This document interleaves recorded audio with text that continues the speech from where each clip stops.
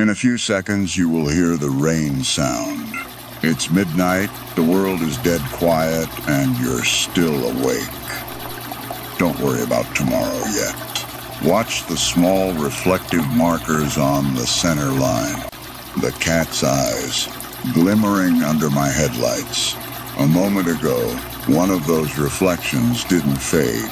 It detached from the asphalt and floated toward my glass.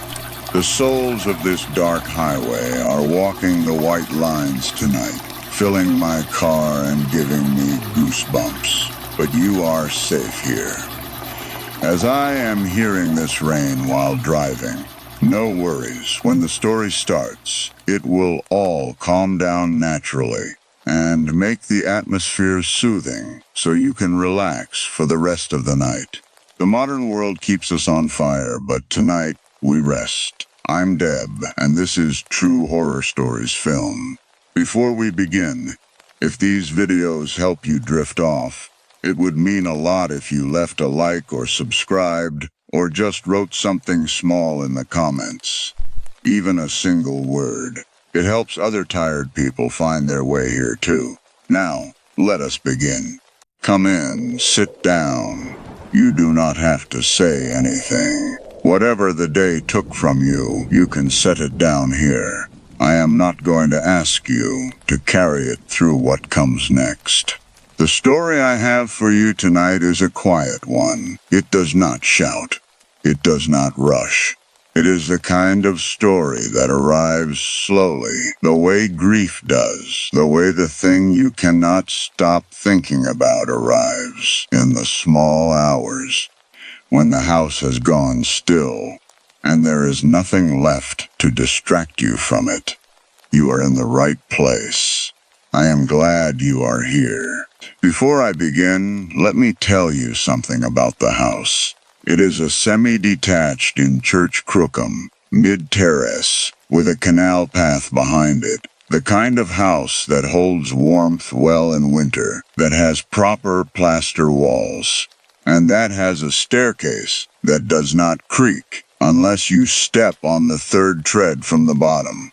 I know this house the way you know a body you have been responsible for a long time. Every sound it makes, every silence, that means something has changed.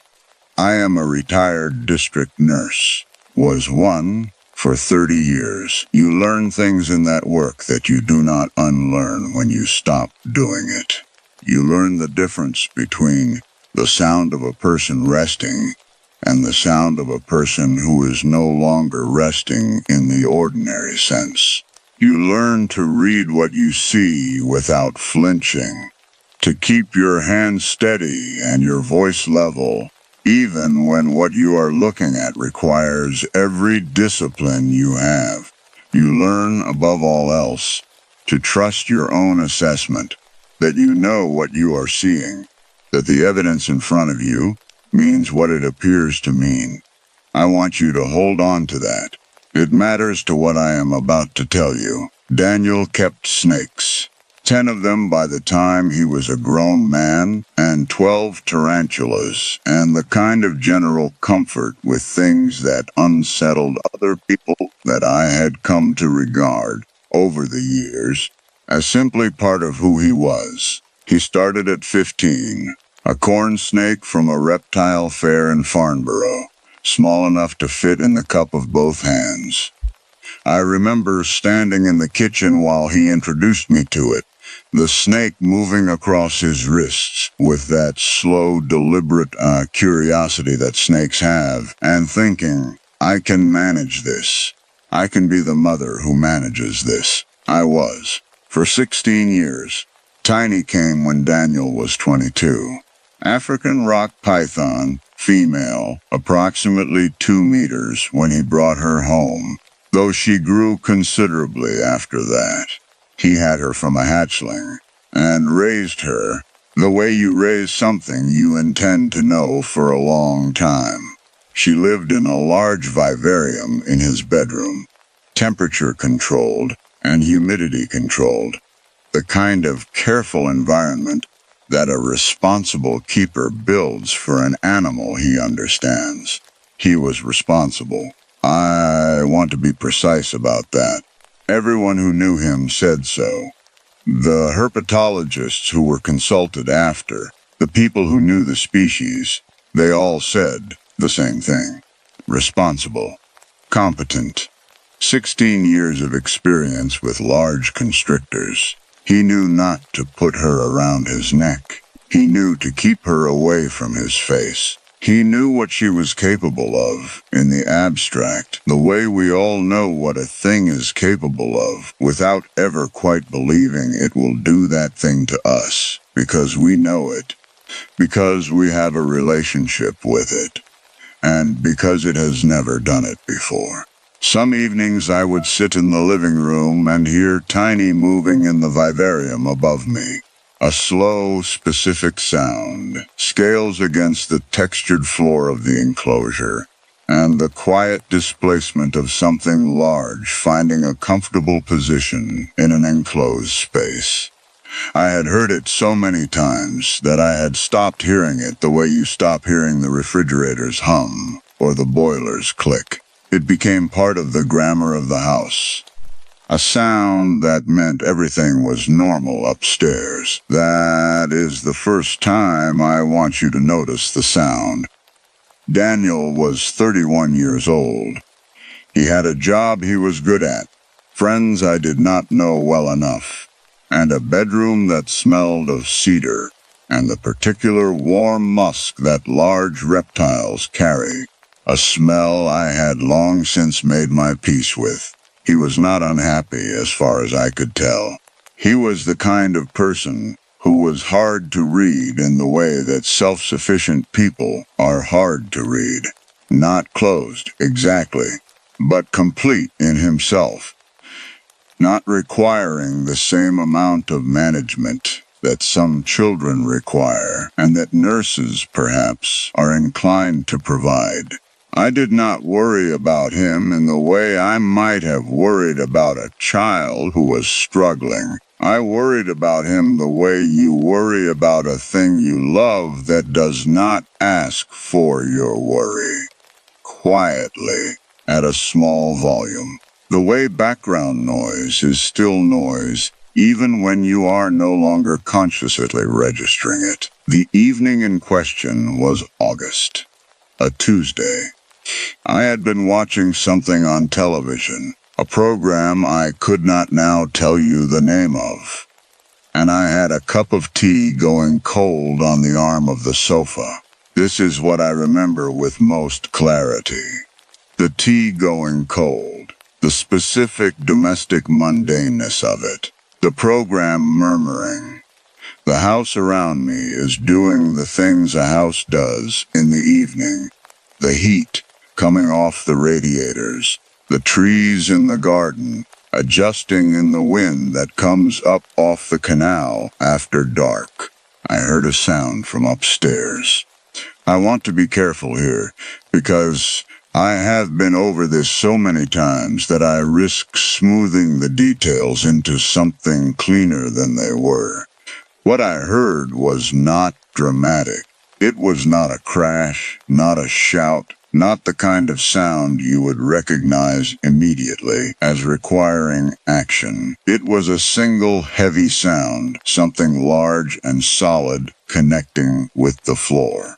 The way a book falls from a high shelf. The way a person sits down too quickly on the edge of a bed and the whole frame shifts. I told myself it was the vivarium equipment. Daniel sometimes rearranged things in the evenings, moved feeding bowls, and adjusted the heat lamps. The vivarium had a wooden stand that produced exactly that kind of resonance when something was set down on it heavily. I finished my tea. I watched the end of the program. I sat for a while longer in the particular comfortable inertia of an evening that has gone quiet and asks nothing of you. I went upstairs at 9:47. I know the time because I looked at the clock on the cooker when I went to the kitchen to rinse the cup and I was precise about time in the way that nurses are precise about time. A habit so deeply embedded that it survives retirement. His door was slightly ajar. The light from his desk lamp came through the gap in that specific warm yellow that I associate.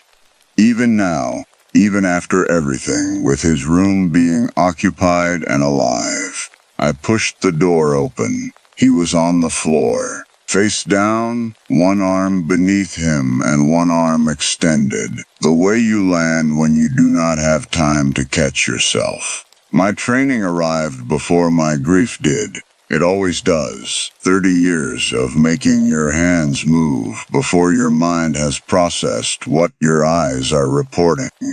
I was across the room. I was at his side. I was assessing pulse, color, the specific quality of the stillness that tells you immediately the thing you already know. Tiny was not in her vivarium. The door was open. I found her later, tucked behind the cabinet under his desk, entirely still, the way constrictors go still after something significant has happened to them. She was not coiled around him. There were no marks on him, no bruising that the eye could find in that first terrible minute.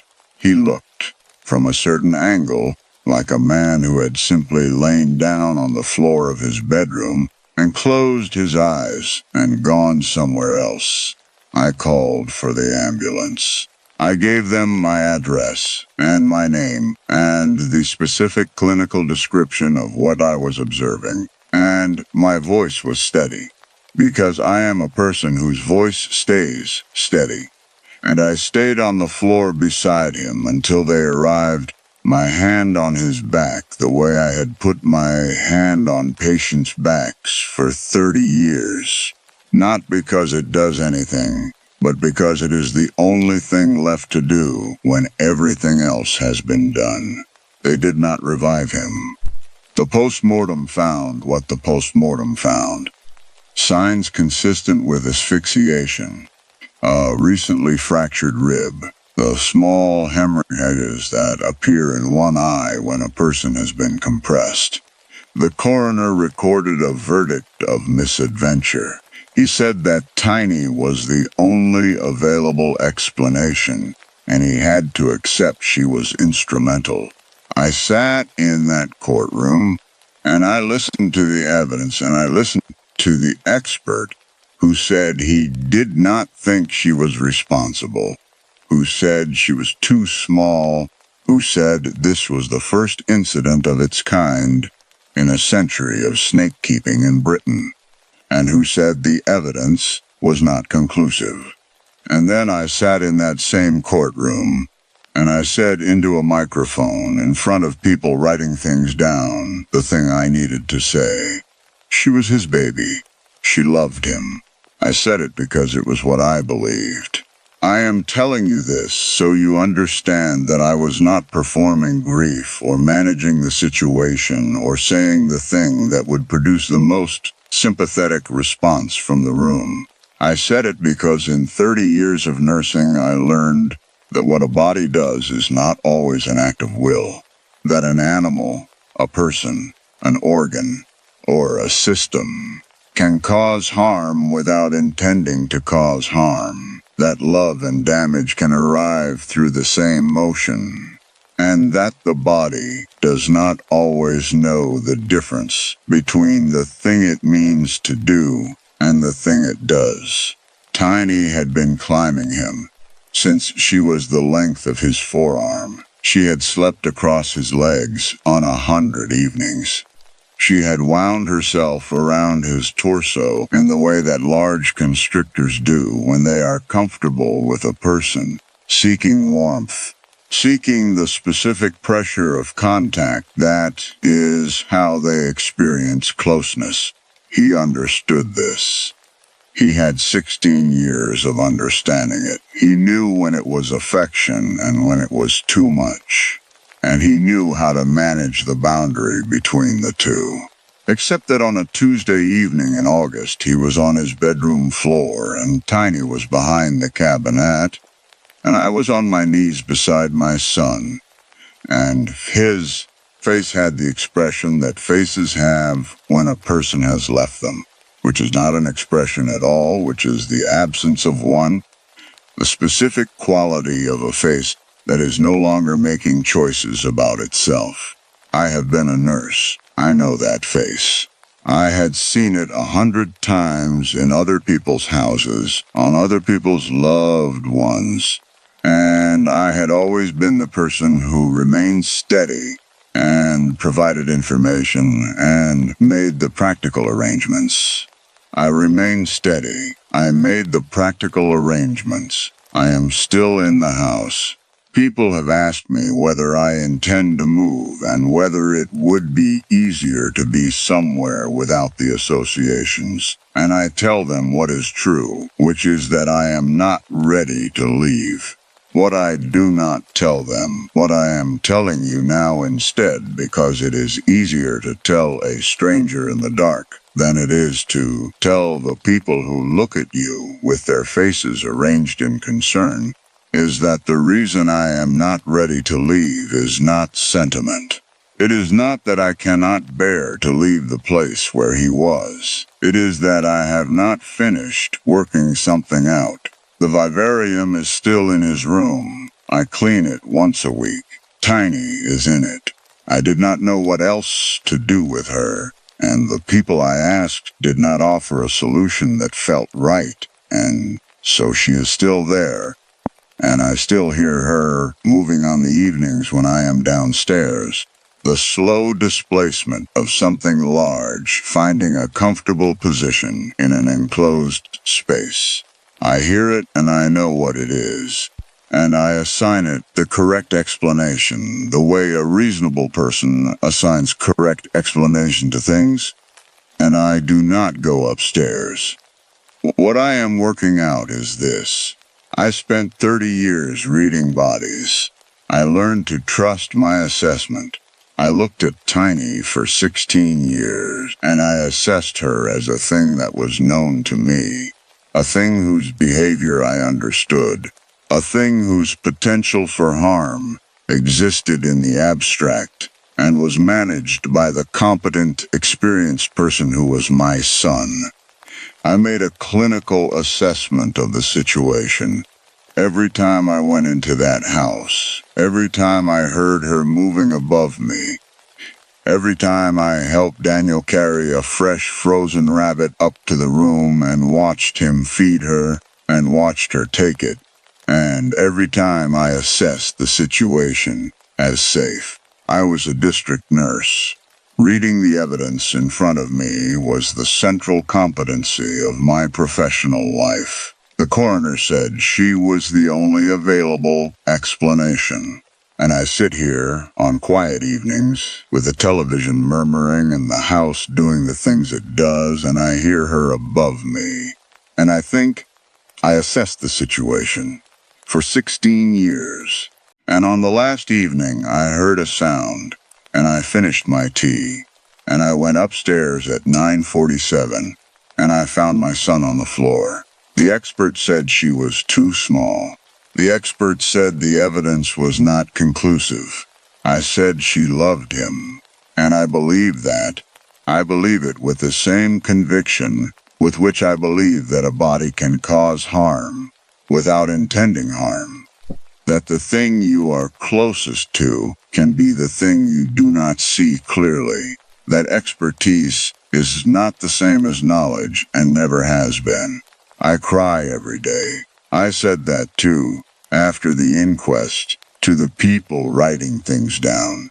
I cry every day and I relive that evening all the time. What I did not say, what I am saying now, is what I relive when I relive it. Not the floor, not his face, not the ambulance or the courtroom or the coroner's verdict. I relive the sound. One heavy sound, the way a book falls from a high shelf, and me sitting on the sofa with a cup of tea going cold, and the program murmuring, and the house being quiet, and me thinking about the vivarium equipment, the wooden stand, everything normal dares. Some nights I come very close to understanding what I heard. Then morning arrives, I make tea, I let it go for another day. The sound does not let me go. I am not sure it ever will.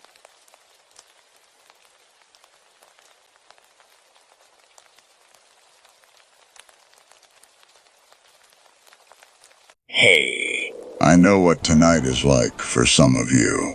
I know that certain evenings carry a weight you cannot set down, and that sometimes the only thing that helps is to give the weight to a story for a while, to let someone else carry it while you rest. I have something for you tonight that is going to take a little while to tell, and I need you to be patient with it, because the thing at the center of it does not arrive quickly. It arrives the way grief arrives, the way the thing you cannot explain arrives, slowly, and all at once, and in the corner of a room you thought was empty. Come sit with me. I have been waiting for you. The last time I went down those stairs, I was 17 years old, and I ran. I have never been able to fully explain what I saw at the bottom of them, not even to myself, and I have spent the last 13 years working in a field where my entire value is the ability to read evidence and understand what it means. I understand what I saw. I just cannot say it out loud without my hands starting to shake. And my hands are shaking right now.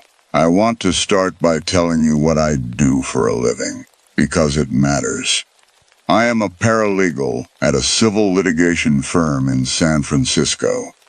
I have been doing it for 8 years.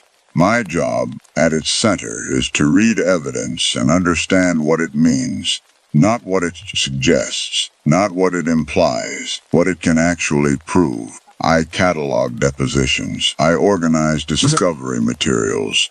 I sit across the desk from attorneys and walk them through what we have and what we do not have. And I have become very skilled over the years at identifying the gap between those two things. There is a word we use in legal work for the place where evidence points towards something but cannot prove it. We call it insufficient. It means we know something happened and we cannot make anyone answer for it. I have spent 8 years becoming an expert in the shape of insufficiency. I can recognize it from across a room. I can describe its dimensions and its weight and the exact quality of its silence. I have been using that expertise on my own life for 13 years, and it has not helped at all.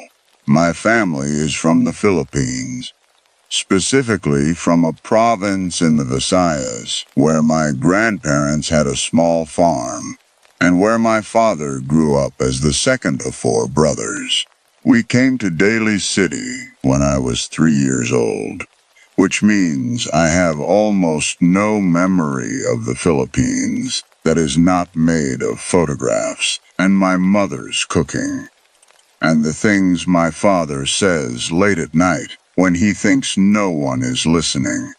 We settled in the part of Daly City where the Filipino community runs densest, where the houses are close and the garlic smell from someone's kitchen is indistinguishable from the garlic smell in your own, and where the idea of the dead remaining clothes was not a supernatural belief so much as a basic assumption about how things worked. My father drank. I want to be precise about what kind of drinking this was. He was not violent. He was not negligent. He paid every bill, attended every school event, helped with homework. He barely understood because his own education had been interrupted by immigration and economics and the particular sacrifices that first-generation families make so their children do not have to make them again. He drank the way some men carry a wound, steadily, quietly, as a management strategy for something that had not healed.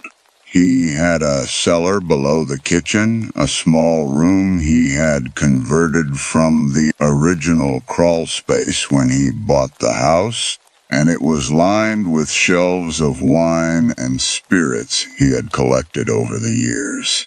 His brothers brought bottles when they visited. Friends from the province sent things from back home. He bought occasionally himself the good stuff, kept for when company came. Uncle Benji was the one who always gave the loudest sermons about it. He was the youngest of the four brothers, the one who had stayed in California when the others scattered, the one who showed up on Sunday afternoons and sat at our kitchen table and told my father exactly what he thought of his drinking, in the particular way that only the youngest sibling of a close family can, with enough love behind it, to make the words land harder rather than softer. Uncle Benji was a eunuch.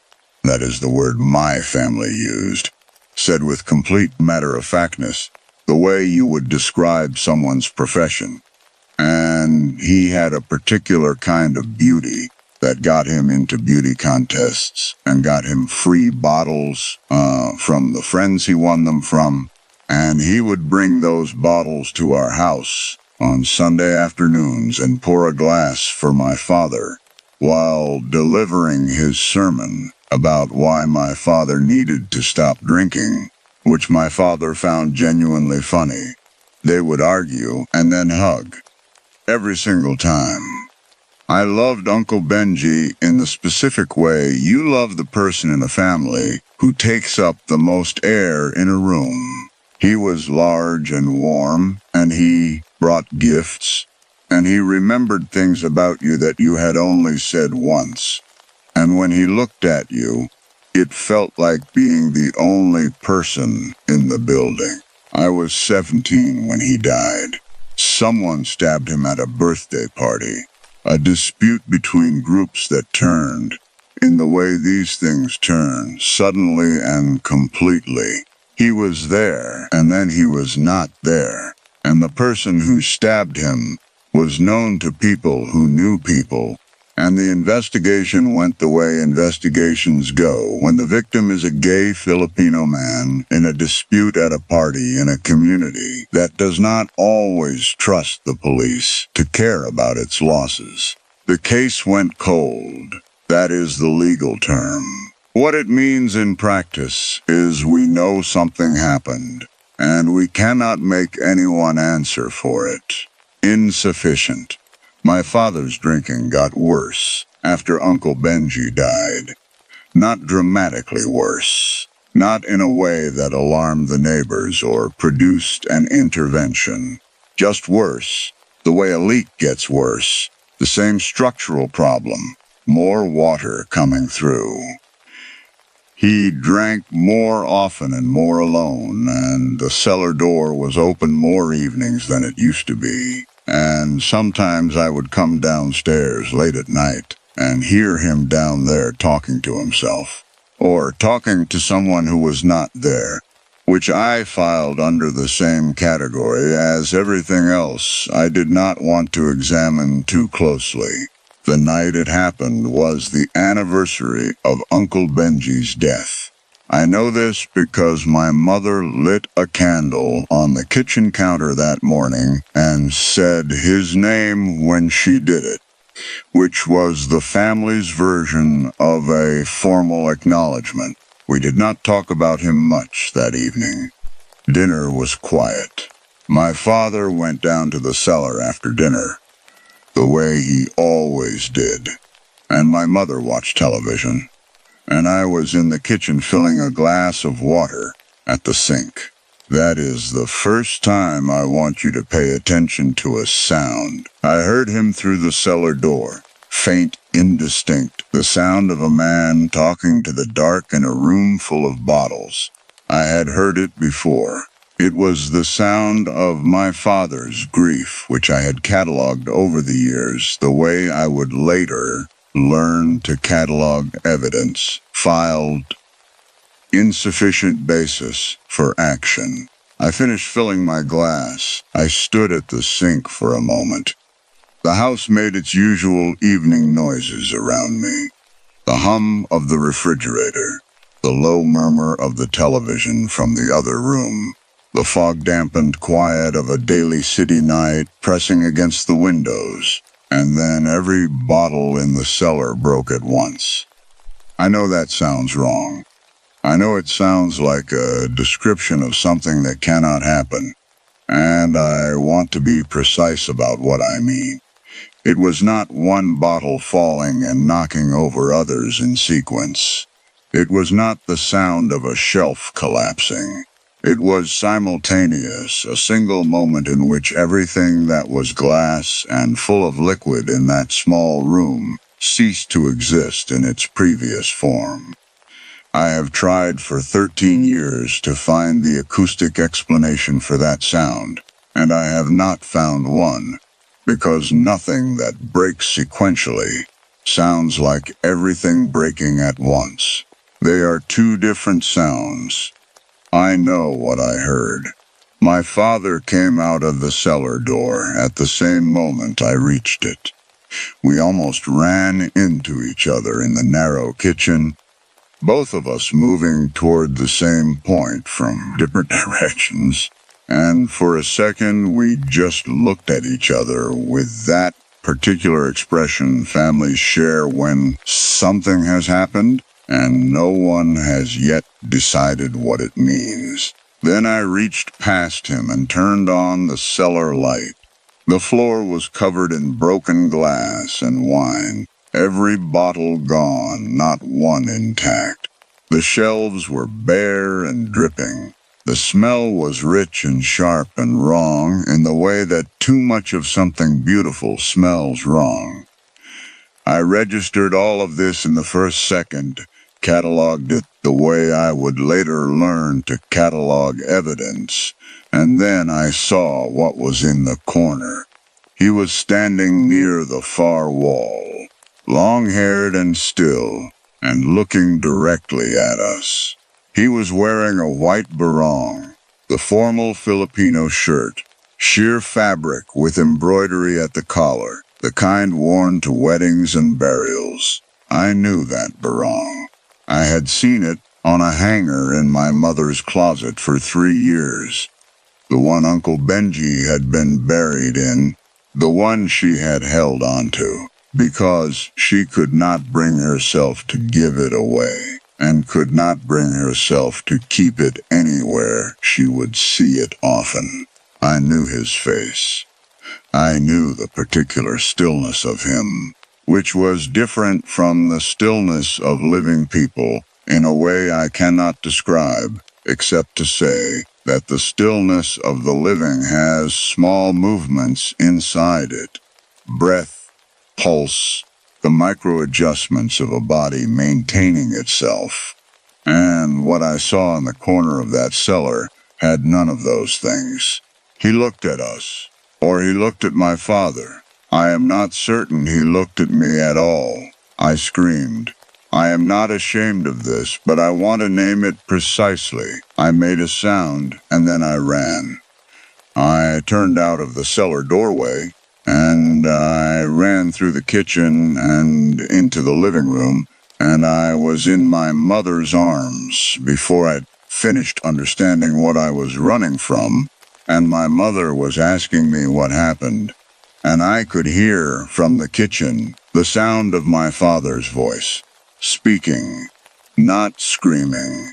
Speaking, the way you speak to someone you have not seen in a long time, carefully and with great effort, as though every word costs something you are not sure you have. I did not go back. That is the thing I have to sit with 13 years later. I did not go back into that kitchen. I sat with my mother on the living room couch, and I listened to my father's voice from the other room, and I could not hear the words. And after maybe 10 minutes, the speaking stopped, and my father came into the living room and sat down in his chair, and he was crying, which I had seen maybe twice in my entire life before that night. He did not explain. He said, "Uncle Benji sends his love." And he said it the way you say something that is exactly true, and also absolutely insufficient as a description of what just happened. And then he never drank again. Not one drink. Not even a beer at family gatherings. Not even wine at Christmas when my mother put a bottle on the table, because that is what you do. Nothing. The cellar door stayed closed. He did not clean up the broken glass for 3 days. And when he finally did it, he did it alone and did not talk about it. And after that, the shelves were empty, and the cellar door was closed, and it has never been opened since. I have never asked my father what was said in that room.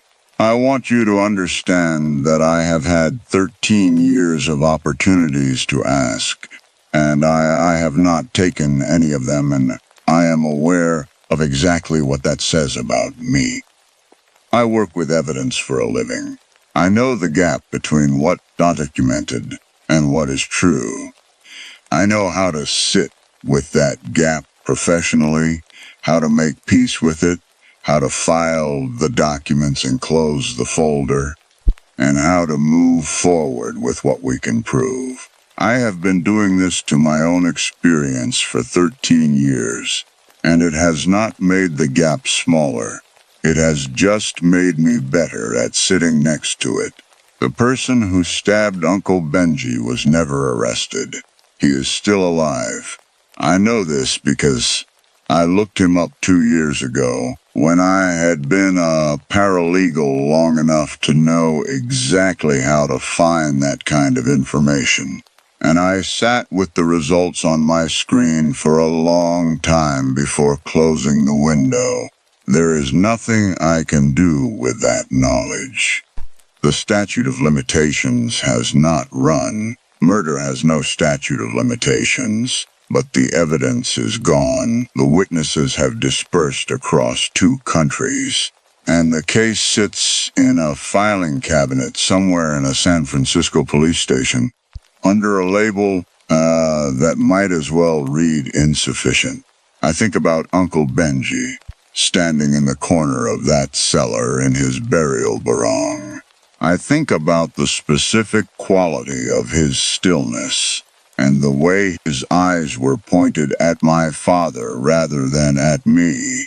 And I think about what it means that he chose that night, the anniversary, the cellar full of bottles, my father talking to the dark the way he always talked to the dark on that date, to make himself visible. I have a legal framework for this, and I have a cultural framework for this, and in both of them the same question appears, which is, what did he need? What does a man who was killed without justice need when he comes back on the night that his brother is alone in the dark, apologizing to an empty room? My father stopped drinking. That is what I know. Whatever passed between them in that room, whatever words cost my father, the tears I watched him cry in the living room afterward, something was completed. Something was given. I do not know what it was because I ran, because I was 17 and frightened, and I left the 2 of them alone in that broken glass and wine-smelling dark, and the door has been closed ever since. Last month, I flew home for my mother's birthday. I stay in my old room when I visit, the one at the back of the house that looks onto the small yard. The first night I was there, I woke up at around 2 in the morning, and I lay in the dark for a moment, orienting myself, and then I heard something. It was a sound from below. Not the same sound. Not the catastrophic simultaneous breaking of every bottle in the cellar. Something quieter. Something that might have been the house settling in the cold, or the old pipes contracting, or any of the other reasonable explanations that a house full of history produces in the middle of the night. I lay there and I listened to it, and I did not get up. That is what I have to tell you.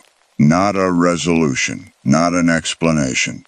Just the fact that I am 30 years old, and I still work with evidence for a living, and I still cannot bring myself to go down those stairs, and I still cannot ask my father what was said, and some nights the sound from below the kitchen is only the house settling, and some nights it is something else, and I have learned over 13 years of professional training in the nature of insufficient evidence that there are gaps you can live beside without ever entering them. The cellar door is still there. The shelves are still empty. My father sits in his chair in the evenings and drinks coffee and watches television, and he has not touched alcohol in 13 years. And every year on the anniversary of Uncle Benji's death, he lights a candle in the kitchen and says his name and then sits quietly for a long time. I do not know what was given in that room. I do not know what Uncle Benji asked for or what my father promised. I know that someone was killed and that no one answered for it. And I know that the dead, in the tradition I was raised in, do not always leave cleanly when something remains unfinished. I know that I ran instead of staying.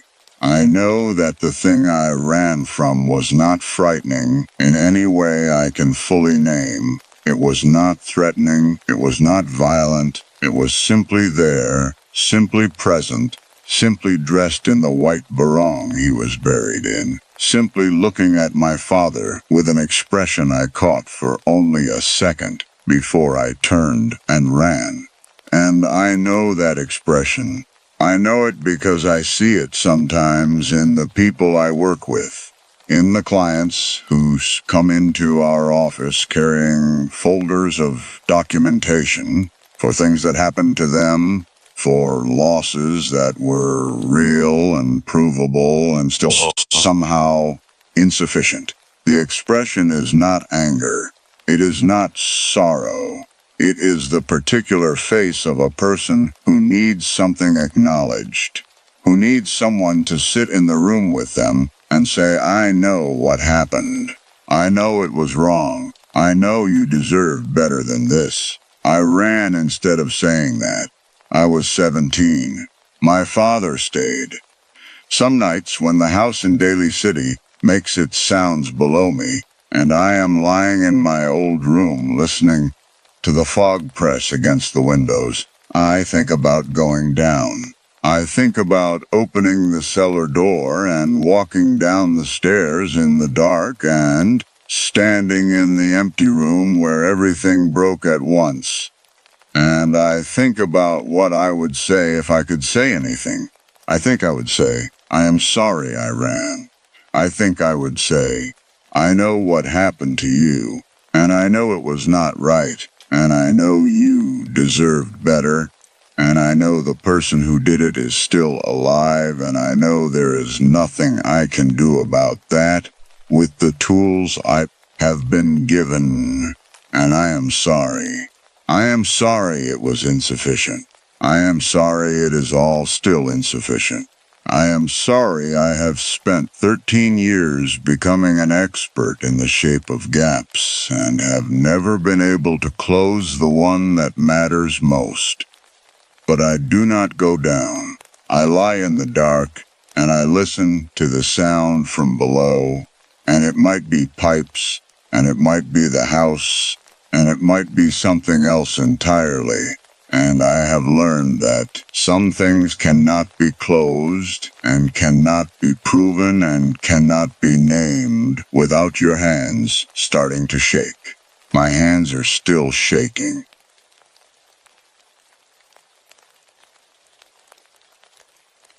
The audio file is still on my phone.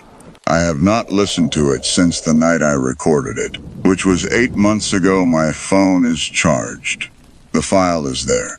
Every few weeks, I open the folder and look at the timestamp, and then I close it again. I know what is on the recording. I was there when I made it. But knowing what is there and being willing to hear it again are two different things, and I have not yet been willing. I do not think I will ever be willing. I want to start by telling you what a JCB operator knows that most people do not. We know the earth by sound. That is the first thing the training gives you. Before the levers and the load tables and the emergency protocols, you learn to read the ground through the machine.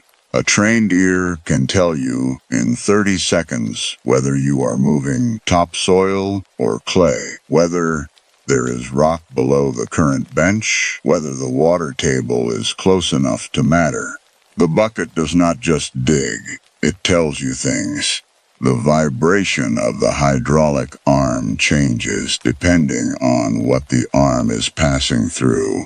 And after enough years, you stop hearing it consciously and start feeling it in your chest, the way you feel bass through a wall. It becomes the background music of the work. After 12 years, I could run a cut in the dark and know exactly what I was moving without looking at the monitor. I want you to hold on to that. It matters to what I am about to tell you. My name is Ramesh. I am 34 years old, and I have been a licensed backhoe operator for 12 of those years, certified through Jamshedpur, and trained on JCB machines at a technical institute that placed me in my first contract job in the Jharkhand coalfields before I was 23. I have worked expansion sites in 4 districts. I have moved more earth than I could calculate if I tried. I am good at this work in the specific and unsentimental way that a person is good at something they have done for long enough that it becomes part of how they understand themselves. I am from a Gond village in the next district over. My father farmed, and my grandfather farmed. And somewhere further back in my family's line, there are people who probably know the names and obligations of every spirit in every hill and river and old burial site in a 20-kilometer radius. I grew up hearing those things. I also grew up watching the mining operations move through the region. Watching the men with the certified licenses earn 3 times what a farmer earns, and when I was 22, I made a choice about which world I wanted to live in. I want to be precise about that choice, because it is the thing the story turns on. I did not stop believing in the things my grandfather believed in. I just decided that I was going to be a man who operated machines, and that a man who operates machines treats the earth as material. You cannot do the work otherwise.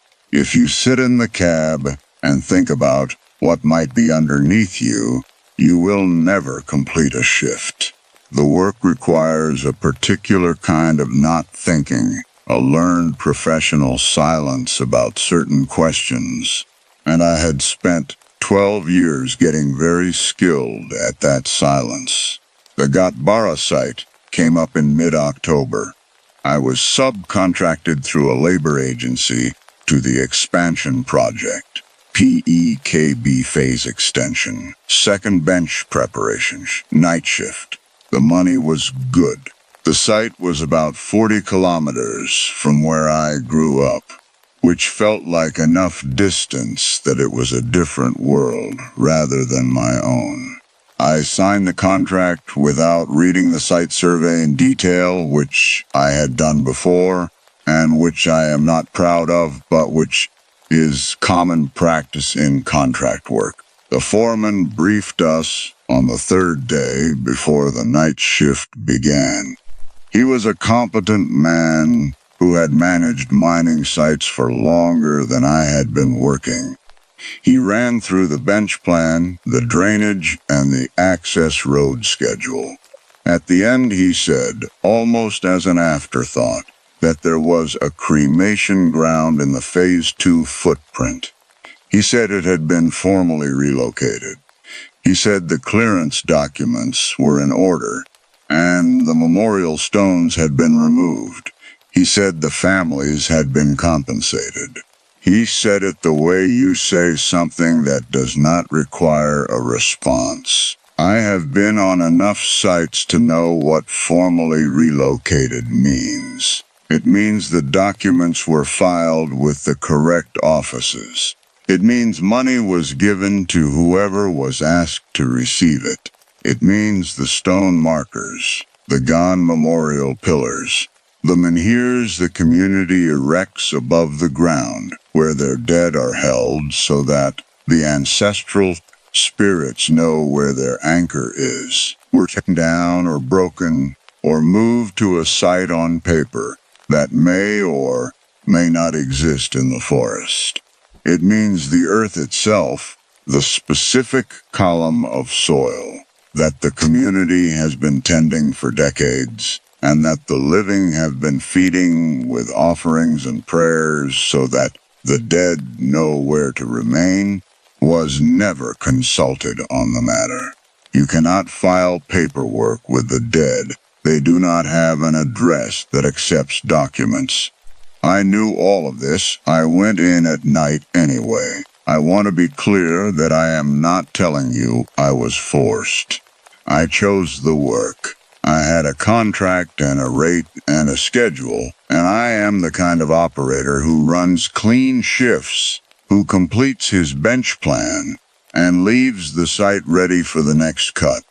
I got into the cab at 11 in the evening, and I ran the floodlights, and I started the first cut in the grid the foreman had marked, which was approximately 30 meters south of where the stone markers had stood. And the earth came up the way it always does. Dirt and root and red clay and the occasional fragment of stone.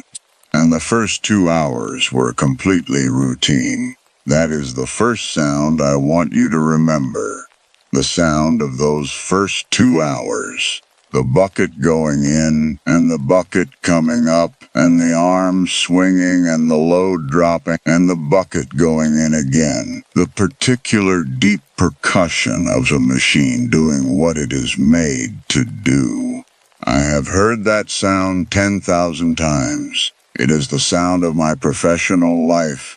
It comes up through the cab floor and into the seat and into my spine, and after 12 years it is as familiar as my own heartbeat, so familiar that I have learned to let it run in the background, to hold it with the part of the mind that manages breathing and balance, and to think about other things.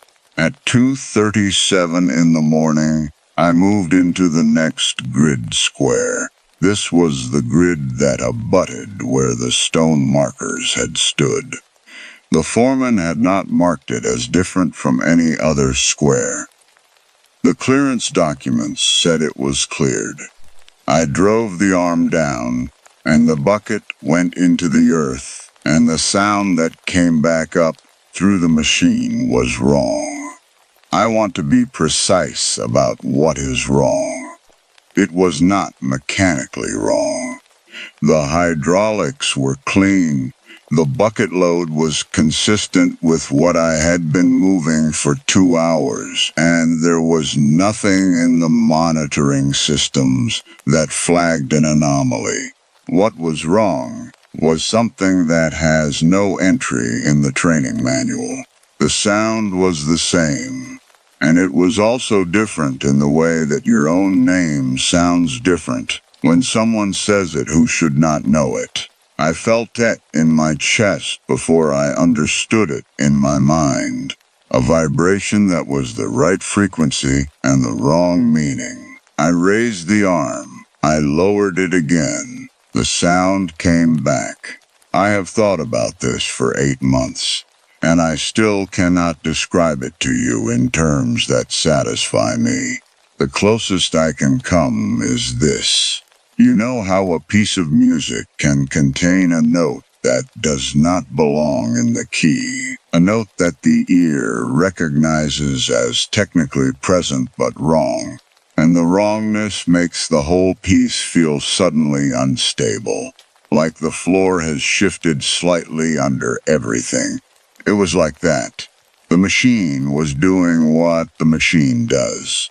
But there was a second layer underneath the machine's sound that had nothing to do with the machine. And the second layer was moving. I stopped the cut. I sat in the cab with the engine idling and the floodlights on and the forest on 3 sides of the pit going absolutely dark beyond the light perimeter. I am not a man who frightens easily. I want to say that without it sounding defensive, because I know it sounds defensive when people say it. But I have been in difficult sites and flooded sites and sites where the ground has given way without warning, and I have managed those situations with a trained calm that 12 years of professional work produces.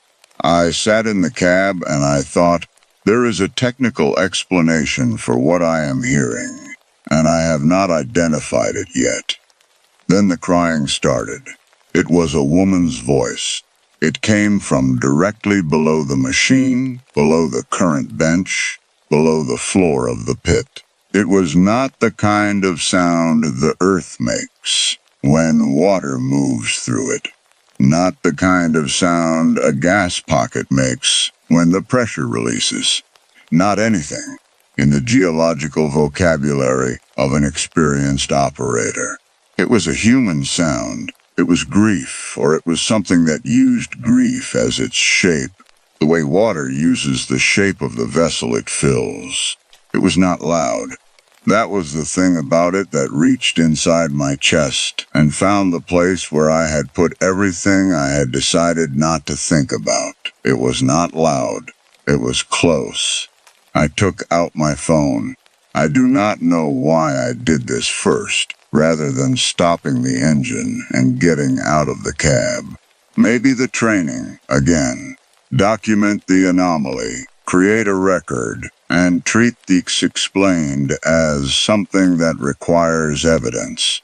I pressed record, and I held the phone toward the floor of the cab, and I held it there for perhaps 40 seconds. I can see the timestamp on the file. 41 seconds of audio that I have not played back in 8 months. While I was recording, the sound changed. It had been one voice, grief, one source below the machine. Then it became many. Not louder, still not loud, but many, overlapping, distinct in the way that individual voices are distinct even when you cannot make out words. The quality of different people crying in the same space. And then under the crying, something else. Something I recognized before I was willing to recognize it. The way you recognize a smell that belongs to a person who is no longer alive to carry it. It was the smell of burning. Not coal smoke, not diesel, and not the chemical burn of industrial processes.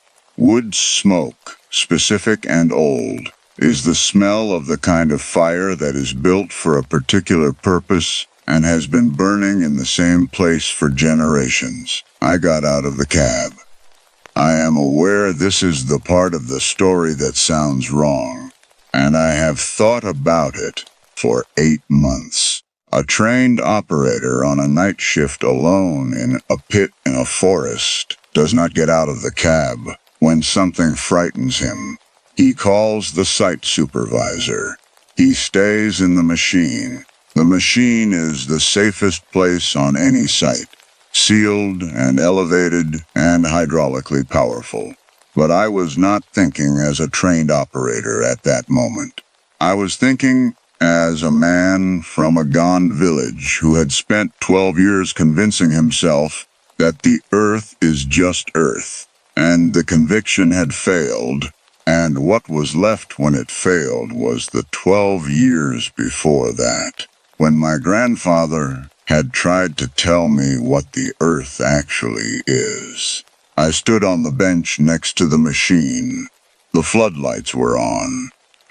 The pit was maybe 3 meters deep at this cut, and I was standing on the edge of it, and the crying was still coming from below me. Still many voices, still not loud, still the specific acoustic quality of sound that is coming through earth rather than through air.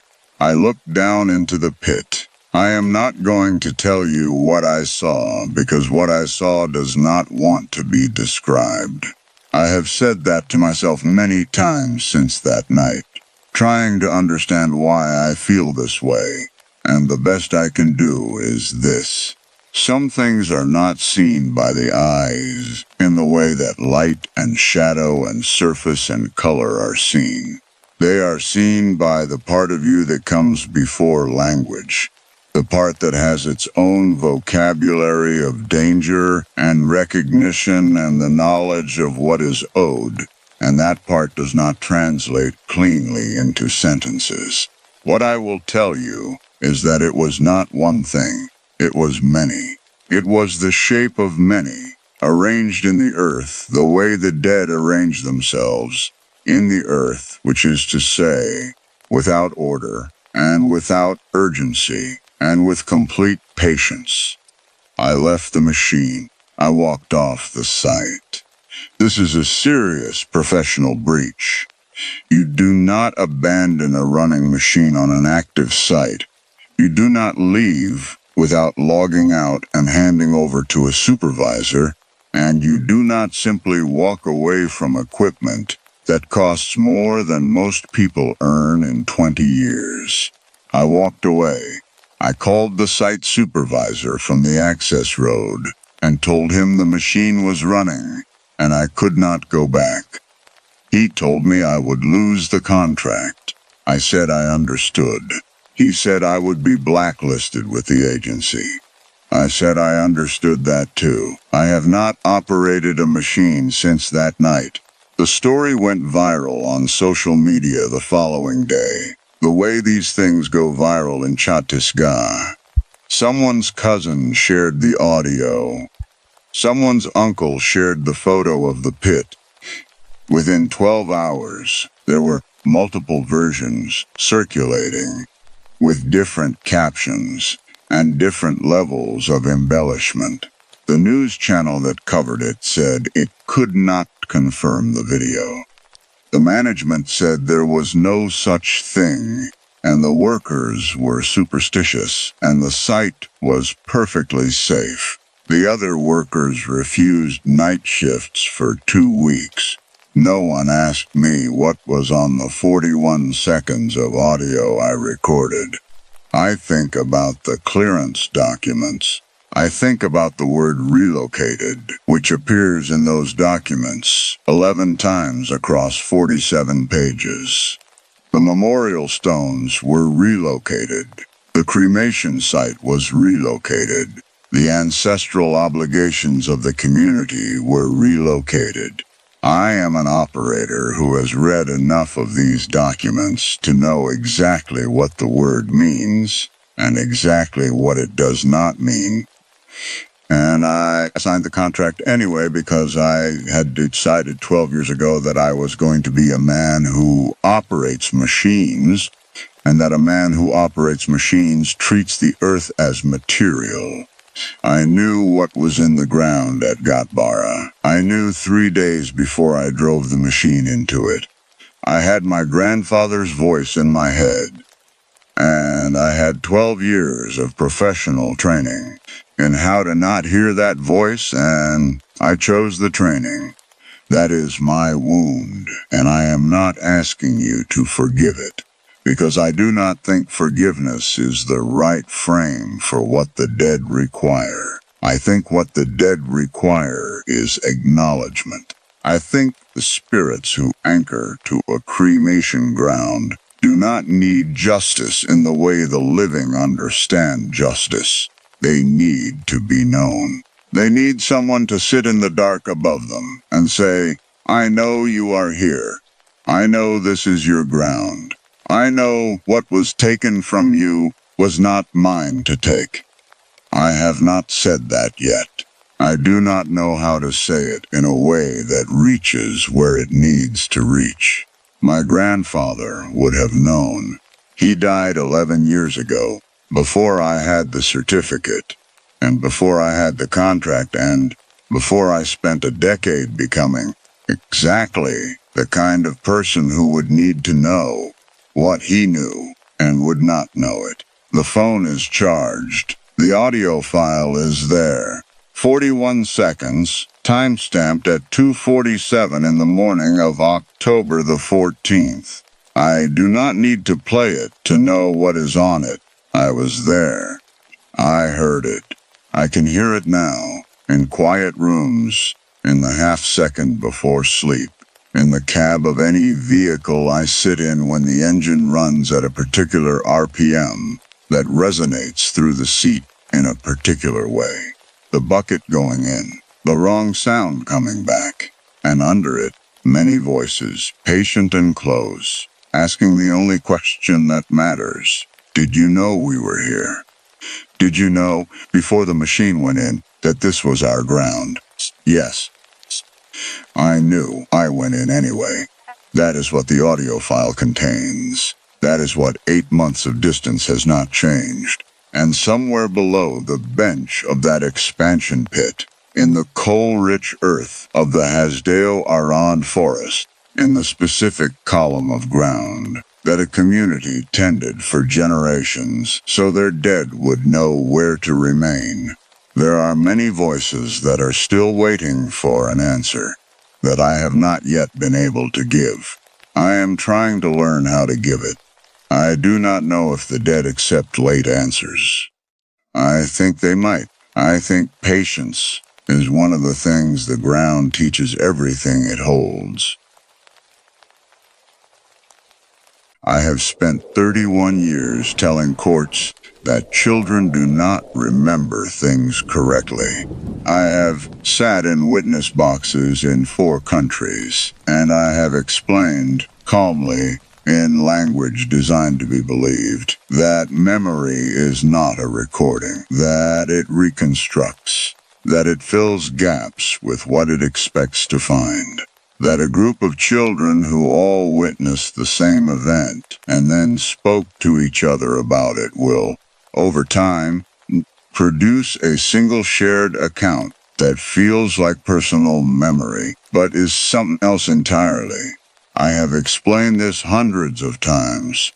I was very good at it. I was, for a long time, the person you called when you needed a child's testimony to be gently, methodically, and professionally doubted. What I have never said in any of those witness boxes, what I have never said to anyone until now, is that I was there. I was 9 years old, and I was 2 kilometers down the road, and I looked up, and I saw it too. She came to Melbourne in April for the same reason people go back to places they have spent decades not thinking about. Not because they have made peace with them, but because the not thinking had finally become more expensive than the thinking. The 60th anniversary of the Westall incident fell on a Sunday, and the city of Kingston had arranged a small commemoration at the Grange Reserve in Clayton South. There was a sign near the entrance gate, the sort of sign that local councils put up to acknowledge a thing without committing to it. printed in the careful language of official uncertainty. An event occurred here, witnesses reported, accounts varied. No formal explanation was ever provided. She stood and read it twice, although she already knew every word of the history it was describing, and then she walked through the gate into the reserve. The children's playground was immediately visible from the entrance. A silver structure, shaped like a flying saucer, mounted on a central post, with red slides coming off it at the angles of landing struts. The city of Kingston had installed it some years prior as a gesture toward the incident, a way of marking what had happened here without quite saying what had happened here. Around the base of the structure, where children had been dragging their feet to stop themselves, at the bottom of the slides, the grass was worn completely away. A perfect circle of pale, compacted bare earth, approximately 3 meters across, sitting in the middle of the green reserve grass like an absence. She saw it the moment she came through the gate. She noted it the way she had learned to note things in 31 years of professional practice, cataloging it, assigning it its most likely explanation, moving on. The children had done that, obviously. She told herself that without stopping walking, and she went and stood with the crowd. The morning was the particular cold of Melbourne autumn, the light coming from everywhere at once with no real angle to it, making shadows impossible and distances unreliable. She wore a gray coat she had bought at the airport because she had forgotten, arriving from Edinburgh, that Australia had seasons that ran the other way. She carried nothing except her phone and her wallet and the small leather notebook she had kept in her coat pocket for 30 years. She had never once written anything in it that she later read. She was 59 years old. She had been a practicing forensic psychologist since she was 28. She had testified in 317 cases.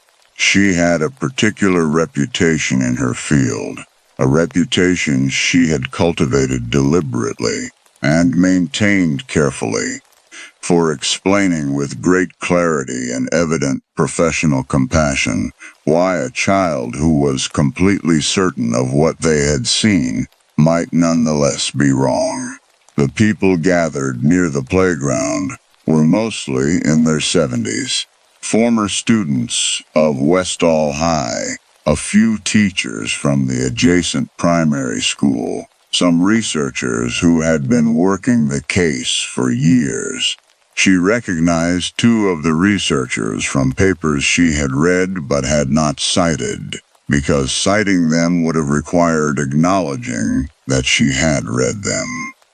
The witnesses had a particular quality she recognized from many years of sitting in rooms with people who had been disbelieved for a long time. Something careful in the way they made eye contact, something that was not quite defensiveness, but had the shape of it, a readiness in the jaw and the shoulders for the moment when whoever was in front of them offered the explanation. She recognized it because she had spent 30 years being the source of it.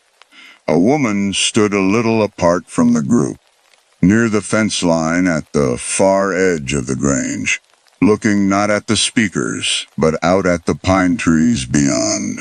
She was perhaps 72, wearing a blue parka that was too large for her, arms folded inside it as though she were cold, in a way that the coat could not help. The way she stood, the particular set of her shoulders, the angle of her head, the quality of her stillness made the air go out of the narrator all at once, as though someone had put a hand flat against her chest and pressed. She stood there with her lungs empty for a long counted moment before she understood that she was not looking at what she thought she was looking at. The woman turned. The resemblance dissolved. She was just an old woman at a fence, just the pine trees beyond her. The narrator exhaled slowly and deliberately, the way she had learned to exhale in rooms where she needed to look composed. She had not come here to find her sister. She had told herself that firmly on the plane and on the way from the airport, and again when she had seen the sign on the freeway for Clayton South. She had come because she was losing her ability to function inside the doctrine she had spent her career constructing, and she needed to understand why. And this was the place where the understanding would come from, if it was going to come from anywhere. The loss of function had begun with a case in Edinburgh 11 months before the anniversary. A girl of 11. An account that bore no structural markers of coaching, no contamination patterns, no internal inconsistencies of the kind she could identify in her sleep. Sensory detail so specific and so grounded in physical particularity that it violated everything she knew about how suggestible children constructed narratives. She had sat with that transcript for 9 days. She had listened to the recorded interview 3 times. She had put the file in a drawer and taken it out again 4 times across 2 weeks. What the girl described was not something the doctrine could contain, and the doctrine not containing something had never happened to her before. The doctrine had always been sufficient. The doctrine was the whole point. She thought it had begun with the Edinburgh case. She was no longer certain, standing here at the Grange, that it had not begun much earlier. The formal remarks ended, and the crowd dispersed into the smaller groups that form at this kind of event. She found a bench at the edge of the playground area, and she sat down with a paper cup of tea from the trestle table, and she let the cold come through the gray coat, and she looked at the silver saucer, structure, and the circle of bare earth around its base, and she thought about memory. Specifically, she thought about reconstructive encoding, and the way that the act of remembering a thing changes it. Every retrieval rebuilds from fragments. Every rebuilding introduces a small error. Every error is then stored as part of the original, so that the next retrieval is working from a slightly corrupted source. Over 50 or 60 years, this process produces something that feels like a clear and vivid personal memory, but is in fact a palimpsest of retrievals, each one a little further from what actually happened. She had explained this process in court more times than she could count. She had explained it in the specific context of the Westall incident in a paper she had published in 2009 without naming Westall or any of the witnesses. She had been proud of the paper. She had received good reviews. A man sat down on the other end of the bench. He was perhaps 74 or 75. With a face that had been outdoors for most of its life, and he was holding a small laminated photograph in both hands, looking at it with the careful attention of someone who has looked at a thing many times and does not yet know what to do with it. He did not speak to her. She did not speak to him. The cold had settled properly, and the pine trees at the far edge of the Grange were making the low, continuous sound that pine trees make when a wind is building that you cannot yet feel at ground level. It was a particular sound, dry and papery and patient, and she had not heard it for 59 years. And she found, sitting here now, that she had never actually stopped hearing it. "You were not here," the man said after a while. He meant in 1966. "No," she said, "not at the school." "Family?"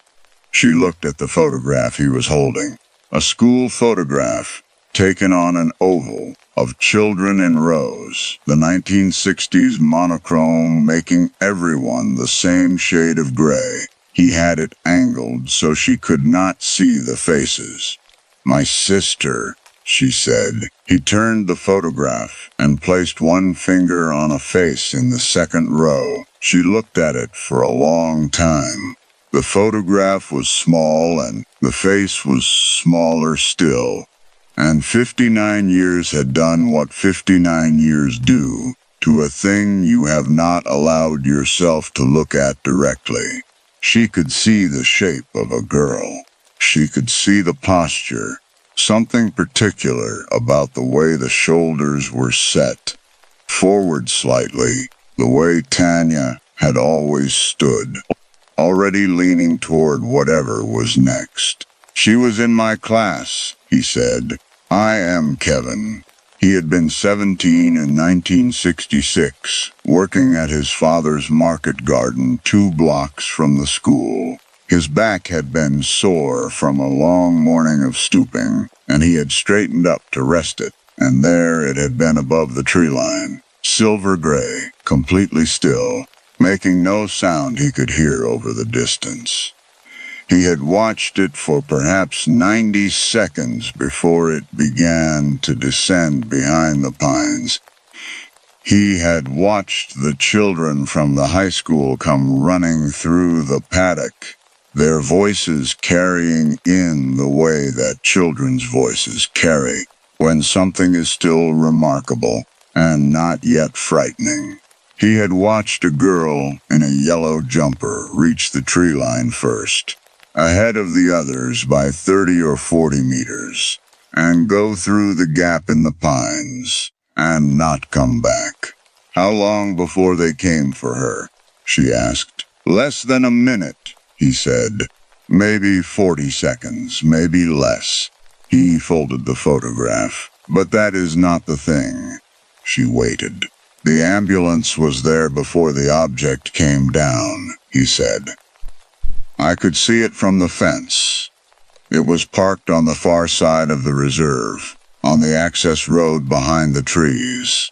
I noticed it because an ambulance parked on that road at that hour on a school day was unusual, and I looked at it and I thought, what is that doing there? And then I straightened up, and the object was above the tree line, and I forgot about the ambulance. And then afterward, I remembered. The pine trees made their sound. The playground was empty now. The silver saucer structure held the flat autumn light in a way that made it look less like a children's slide and more like a shape left behind after something else had been removed. She set her tea down on the bench. Her hands were completely steady. She was aware of them being steady with an awareness that felt maintained rather than natural, as though steadiness was something she was producing deliberately, the way you produce a specific facial expression in a room where the appropriate expression is expected of you. "That is in your original statement," she said. "The 1966 statement, the ambulance." He looked at her. "I read it yesterday," she said, "in the State Library, the Victorian UFO Research Society records." "Then you know it has always been there," he said, "in the original account, before I knew what anyone else had seen, before I spoke to any of the other witnesses." "Yes," she said, and she picked up her tea, and she took a sip she did not taste, and she said nothing. Kevin looked at her for a moment, with an expression she recognized, not unkindly, but with the patience of someone who has spent 60 years receiving this expression in return, the expression of a professional who is listening and not yet deciding whether to believe. He nodded once, slowly, in a way that was not agreement. "What do you do?" he asked. She told him. He looked out at the pine trees. Of course," he said, not bitterly. "Just, of course." She went to the Grange the following morning before anyone else arrived. She told herself she was going for photographs. She had a camera on her phone. She wanted to document the site in the early light, before the day filled up with other things, before she lost the nerve she had not yet acknowledged she would need. It was just past 7. The sun was low, and the dew was still on the grass, and the pine trees were very dark at this hour, their trunks the color of dried blood in the low light, and the ground beneath them was soft and brown with the needles of decades. She walked through the gate and stood for a moment, oriented herself, and went right toward the eastern section of the reserve that had not been used for the anniversary event. She found it perhaps 200 meters from the playground. A ring of flattened grass, 4 meters across, sitting in the middle of the reserve, with no path leading to it, and nothing above it, and no structure anywhere nearby that could account for it. The grass stalks were bent outward from a central point, each one laid in the same radial direction as the one beside it. The way grass bends when weight has been applied evenly from above and then lifted, the bent stalks were slightly yellowed along their length, not from drought or season, but from something that had deprived them of light or warmth or both for long enough to leave a mark. In the center of the ring, the earth was bare and pale, a small exposed disk of soil perhaps 30 centimeters across, and the soil had a texture she could see from the edge of the ring, even without crouching. Smooth, almost burnished, like soil that has been subjected to something that compressed its surface and would not let it breathe.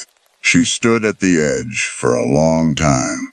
She cataloged what she was seeing with the professional part of her mind, which was reliable, and which she had spent 31 years making reliable, and the professional part offered her its list of mundane explanations. A temporary structure from the anniversary event, set up on this side and removed before she arrived. A large circular object placed here by the organizers and collected again before morning. A natural phenomenon of grass growth. Wind patterns particular to this section of the reserve. The groundskeeper had told her yesterday that this eastern section had not been used in months, but the groundskeeper might have been mistaken, or she might have misunderstood, or the organizers had not told the groundskeeper everything they had done. She went through each explanation in turn. She assigned each its probability. She stood at the edge of the ring and did this, and it did not help the way it had always helped before.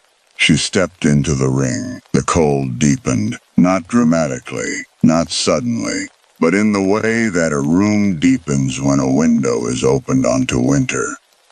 A shift in quality rather than degree, the air acquiring a texture it had not had before, something that pressed lightly against the exposed skin of her face and hands in a way that was not wind and was not temperature and was registered, nevertheless, by the same nerve endings that registered both. She stood in the center of the ring, and she breathed, and she looked up at the pale autumn sky, and she became aware with the particular clarity that arrives when the body reports something before the mind has finished deciding whether to accept the report. That her forearms had risen under the gray coat. She was aware of her own heartbeat in the backs of her hands. She thought about Tanya, not carefully, not in the controlled way she had thought about Tanya for 59 years. The way you think about something when you have decided how much of it you are allowed to think. She thought about Tanya the way you think about something when the container you have kept it in fails all at once, and the thing is simply present. Tanya at 13, with her shoulders already leaning forward. Tanya, whom their mother had called foolish for running toward things, and whom the narrator had, for most of her professional life, privately called something that was not foolishness. Tanya in the yellow jumper, ahead of the others by 30 or 40 meters, going through the gap in the pines. Tanya, 40 seconds, less than a minute. The ambulance is already there. The ambulance is already there. She had been standing in the center of the ring for some time. She could not have said how long. She had stopped tracking time in the ordinary way when she became aware that her right thumb was pressed into her left palm and was moving, slowly, repeatedly, in a small, deliberate circle. She had not decided to do that. She had not noticed herself beginning to do it. She looked down at her hands, and the movement stopped, and there was a faint red mark in the center of her palm, the beginning of a bruise from the pressure of her own thumb, in the shape of a small, perfect circle. She stepped out of the ring without allowing herself to look back at it. She walked to the gate. She did not run. Running would have been acknowledgement of something she was not yet prepared to acknowledge.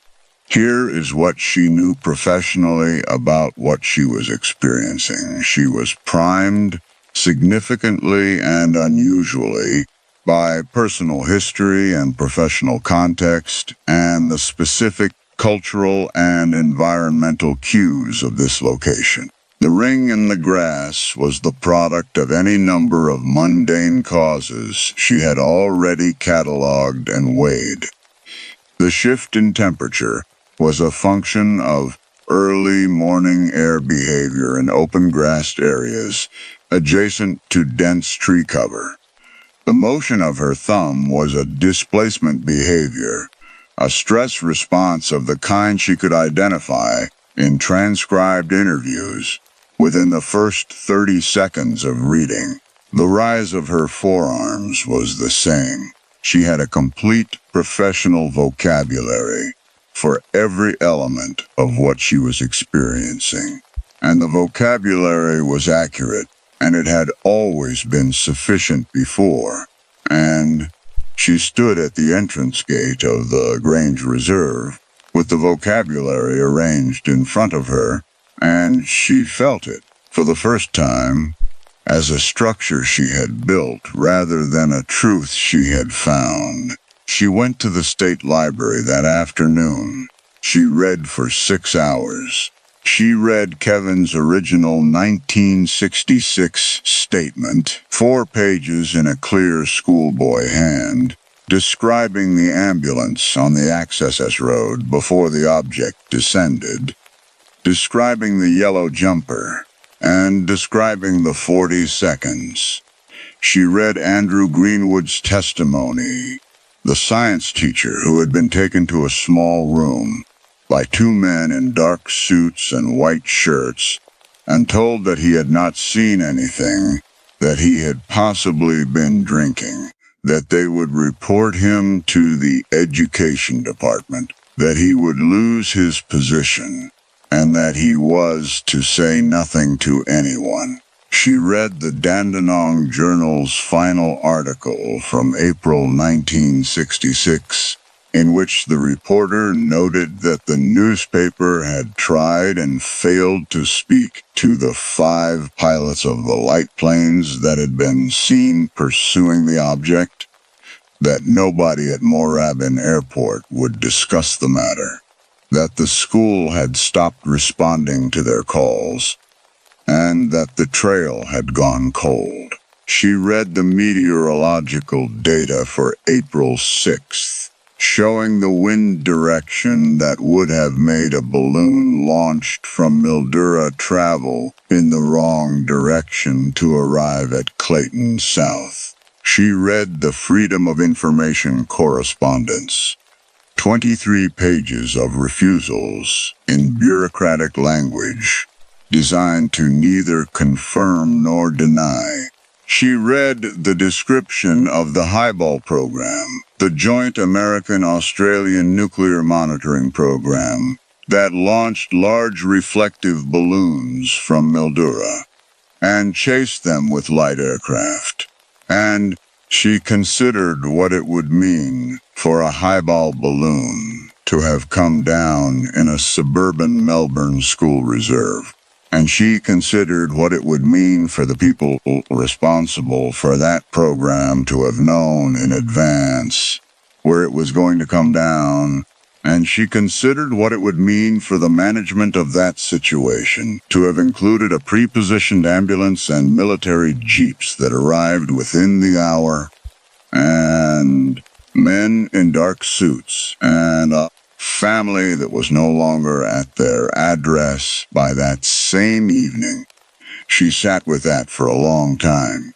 She had built her entire professional life on the proposition that what the children of Westall saw and remembered was not reliable, that it was the product of a specific cultural moment, the space race, the flying saucer, in every comic and film and newspaper, that had primed 300 young minds to interpret an ambiguous stimulus as something extraordinary, that the 50 years of communal remembering that followed had done what communal remembering does, which is to produce a shared account more coherent and more certain than the original experiences warranted. She had believed this. She had built this argument carefully and deployed it carefully, and had never once put Westall's name on it directly, because putting Westall's name on it directly would have required acknowledging why she had chosen this case to spend her life thinking around instead of about. The ambulance was already there. She walked out of the library into the cold Melbourne afternoon and stood on the steps for a while without moving. A tram went past. A pigeon landed near her foot and considered her for a moment and left. The city moved around her in its ordinary way, and she thought, I have spent 3 decades building a tool specifically designed to explain away what I saw when I was 9 years old, standing on the oval at Clayton South Primary School, looking up at the sky. And I have used that tool on hundreds of children, and some of those children were telling the truth. And I have no way of knowing which ones, and I never will. And that is a thing I will have to live inside now for the rest of my time. She flew home 4 days later. She had a window seat. She watched Melbourne reduce itself below her, the grid of streets, the brown open paddocks at the edges, the coast, and then the ocean. She had the notebook in her lap, and her hands were folded over it. And somewhere over the Indian Ocean, she became aware that her right thumb was pressed against her left palm and was moving in a small, repetitive circle. She had not noticed herself beginning to do it. She looked down. The mark from 2 days before had almost faded, but not completely. A pale circle was still visible in the center of her palm, the ghost of the pressure she had put there, standing in the ring of bent grass at the Grange at 7 in the morning, with the cold air pressing against her face in a way that was not temperature and was not wind. She closed her fingers over it slowly, and she looked out the window at the ocean, and she thought about Tanya running toward the trees. She thought about the ambulance already waiting. She thought about 31 years of witness boxes and transcript files and the careful professional language of doubt and all the children she had sat across from who were telling her something true and whom she had told in the nicest possible way that they were not. Tanya had run toward the trees. She had spent her whole life building a structure to stand inside, while she ran the other way. The mark faded over the following weeks. She checked for it every few days, pressing her thumb into the same spot, and by the end of the first month, she could no longer see it. But she kept checking. She is still checking, and sometimes in the quiet of a late evening, or the stillness just before waking, she presses her thumb into the center of her palm and holds it there. And she tells herself it is a habit, and she believes that less each time. There is a calculation I have run in my head every day for 31 years. Not because I need to run it. I have had the answer since the afternoon I sat in a government office in New Mexico in the summer of 1964 and understood for the first time what the numbers in the file in front of me actually meant. I run it because stopping feels like letting go of something I do not have the right to let go of. The calculation is simple. The answer is always the same. And the thing I have never been able to figure out, in 31 years of running it, is whether the man who gave me those numbers knew what he was handing me, or whether he simply gave me a file and trusted me to be the kind of person who could hold it without flinching. He was right that I could hold it. He was wrong that holding it would not cost me anything. I want to tell you about a number first, because the number is the beginning of everything. The number is 480 rems.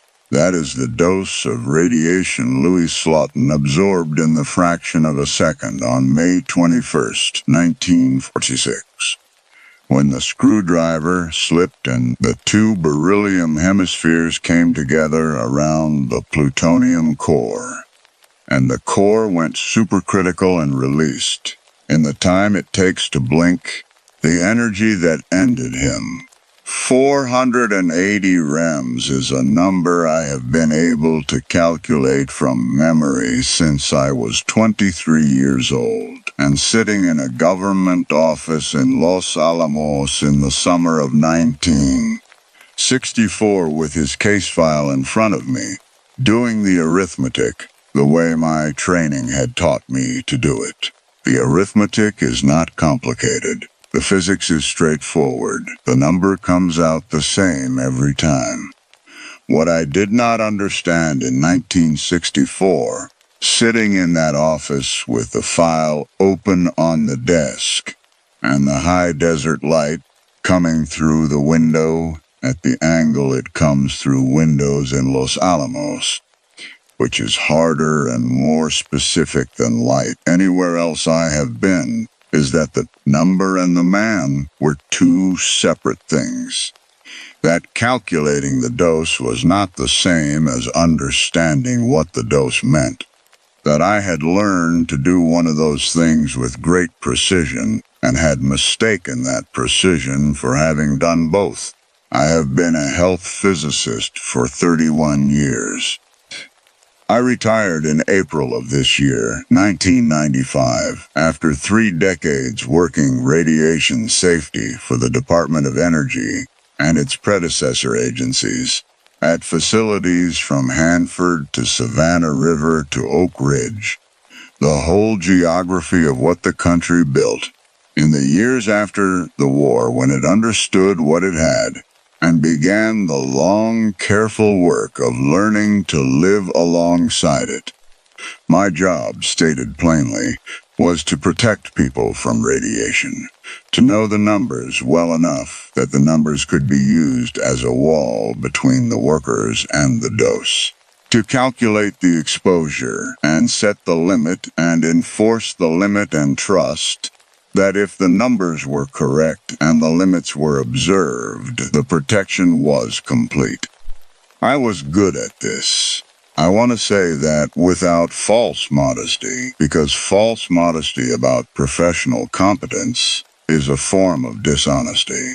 And I have had enough of dishonesty, mostly my own, to last the rest of my life. I was genuinely skilled at what I did. The numbers came easily to me, the way certain kinds of work come easily to certain kinds of minds.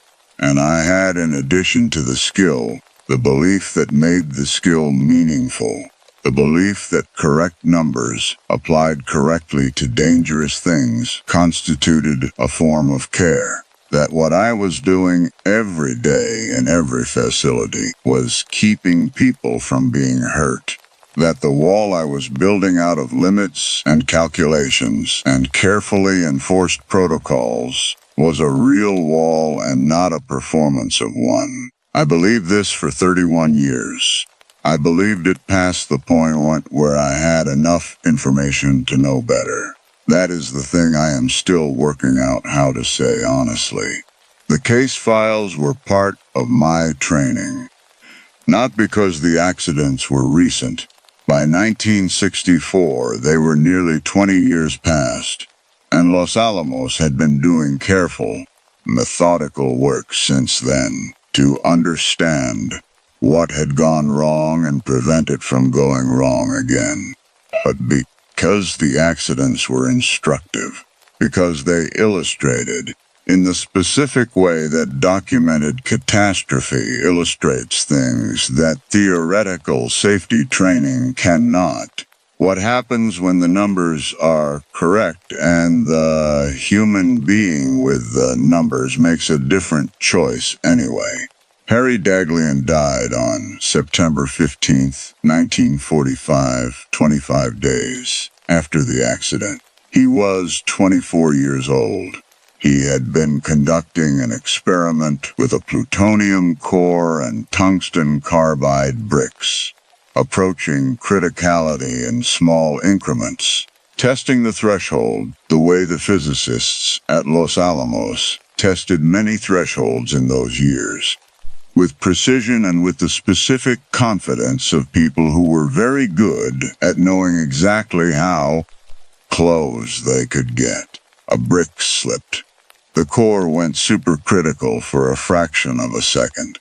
The dose he absorbed was not survivable, and he knew this within minutes of the accident, because he was a physicist and he could calculate it himself, and he calculated it while his hands were still registering the warmth of what they had been too close to.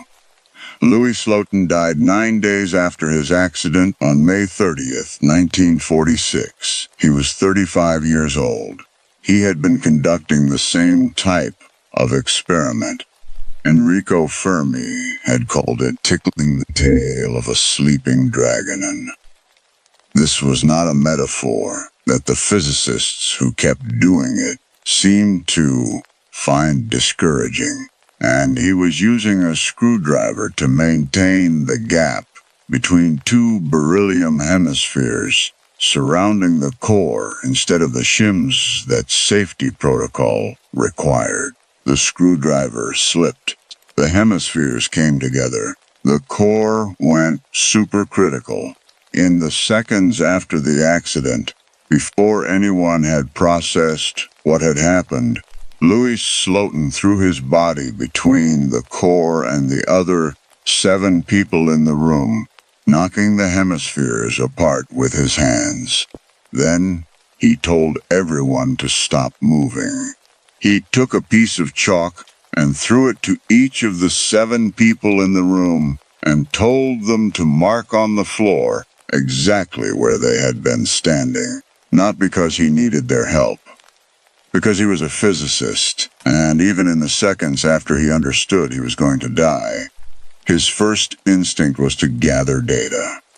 The chalk marks on the floor of the Pajarito laboratory told him how much radiation each person had absorbed based on their distance from the core at the moment of criticality. Based on those marks, he was able to calculate before anyone took him to the hospital that he had received a dose no human body had ever been asked to hold. His first words after the accident were, "Well, that does it." I read this in the file in 1964, and I noted it in my case summary, and I moved on. I was 23 years old, and the numbers were clear, and the physics was straightforward. And the lesson I extracted from both accidents was the lesson I was trained to extract, that human beings making decisions at the edge of dangerous thresholds will eventually exceed those thresholds, and that the role of a health physicist is to prevent that by ensuring the thresholds are never reached. I folded the cases into the broader architecture of what I was learning, and I moved on. I moved on for 31 years. I want to tell you about the blue light, because the blue light is the thing I did not include in my case summary in 1964, and did not think about again for a very long time. Witnesses to both accidents described a blue light at the moment of criticality. A flash that lasted less than a second, perceived only in the peripheral vision of the people in the room, because the people in the room were not looking directly at the core when it happened. Every witness described it the same way, using the same word, in separate accounts that were gathered independently. Blue. The technical explanation is that the flash is produced by high-energy particles moving through air. The particles excite the air molecules, and the molecules release that energy as light in order to return to their ordinary state. The air absorbs something it cannot hold and converts it immediately into something visible, and then it is done. The physicists call it Cherenkov radiation. It is not technically blue, but the human eye perceives it that way based on where it falls on the visible spectrum. I knew this in 1964. I had it in the file, I calculated it correctly and noted it correctly, and assigned it its proper place in the physics of what had happened and moved on. What I did not note, because noting it would have required a category I did not have at 23 years old, was this. The blue light lasts less than a second. It is visible only in peripheral vision. No one who survived to describe it ever saw it directly. The only people who saw it directly were the 2 men standing closest to the core, and they are not available to describe what they saw. And the question of what the blue light looks like from the front rather than the side is permanently unanswerable. I retired in April. I drove to Santa Fe from Oak Ridge with 2 carloads of belongings and a house I had arranged through a real estate agent I had never met, and I unpacked my boxes and made the house into something habitable, and found that I had more time than I had estimated and less sense of what to do with it. I had spent 31 years being a person whose expertise was continuously required. The retirement made me, for the first time in my adult life, a person with a morning. I began to read. Not the technical literature. I had read the technical literature continuously for 31 years, and I was finished with it. In the specific way you are finished, with something that has served its purpose and discharged its debt to you. I read history. I read accounts and memoirs, and the declassified documents that had been released across the previous decades. And I found myself reading about Los Alamos in the years during and after the war, and I found myself reading again about Daglian and Slotin, and I found that I was reading them differently at 54 than I had at 23. Not the physics. The physics had not changed. The numbers were the same numbers, and I ran them the same way I had always run them. And they came out the same. What was different was everything the numbers did not contain. Louis Slotin had sat at Harry Daglian's bedside during those 25 days. Not occasionally, often. He had watched Daglian die of the same thing that 9 months later killed him. He had watched the progression. He had sat in the hospital ward and talked with a young physicist who was dying in a way that left the mind entirely intact while the body failed, and he had gone back to the laboratory and continued the experiments. I read this and I put the book down, not because I did not know it, it was in the file. I had read it in 1964 and noted it and moved on. What I had not done in 1964, because I was 23, and the category was not available to me, was sit with it long enough to feel its actual weight. What it means is that a man watched his colleague die of something, and then went back to the room where the something lived and picked a screwdriver and held the dragon's tail again. What it means is that his first words after the accident that killed him were, "Well, that does it." 3 words that are not the words of a man who was surprised. Those are the words of a man who had been to this edge. So many times he had made peace with what was on the other side. I got up from the chair and walked to the kitchen window. The Jemez Mountains were visible in the clear November morning, the high plateau of Los Alamos distinct against the sky, the mesa sitting at its altitude above the rest of the landscape, the way it has always sat. I have been able to see it from this window on clear mornings since I moved here in April, and I have looked at it every morning with the specific quality of attention you give something you are not quite ready to look at directly. My mouth was dry. My hands, which were at my sides, felt like they belonged to the inventory of the room rather than to me. Noted, accounted for, present, but not quite engaged. I pressed the back of one against the kitchen counter and held it there. I had spent 31 years protecting people from radiation. I had believed, and the belief was genuine and not naive, and I had evidence for it, and the evidence was real, that the correct number correctly applied was a form of protection, that the wall built of limits and calculations kept the people inside it safe, that knowing the dose was, in all the ways that mattered, the same as understanding what the dose meant to the person receiving it. The man who sat at Harry Daglian's bedside for 25 days and then went back to the laboratory knew the dose. He had calculated it himself. He knew, with the precision of a man who understood the physics completely, exactly what those 25 days were going to look like. And exactly why they were going to end the way they were going to end.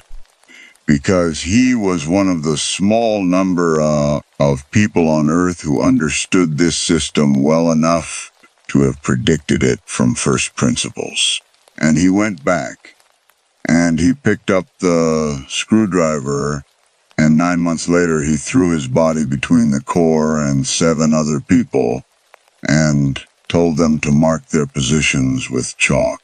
The number I can calculate is what he absorbed. The number I cannot calculate, the number that is not in any file I have ever read, that is not in the physics, that does not appear anywhere in the technical literature I spent 31 years consuming, is what he understood in the moment the screwdriver slipped and the light came, and whether that understanding was different from what he had already understood for 9 months, sitting at Daglian's bedside, or whether it was exactly the same understanding arriving from a different direction.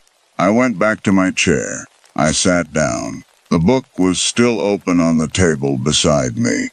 Outside, the November light on the Jemez Mountains was doing what light at altitude does in the high desert in November, which is arriving at an angle that makes everything look simultaneously very old and very clear.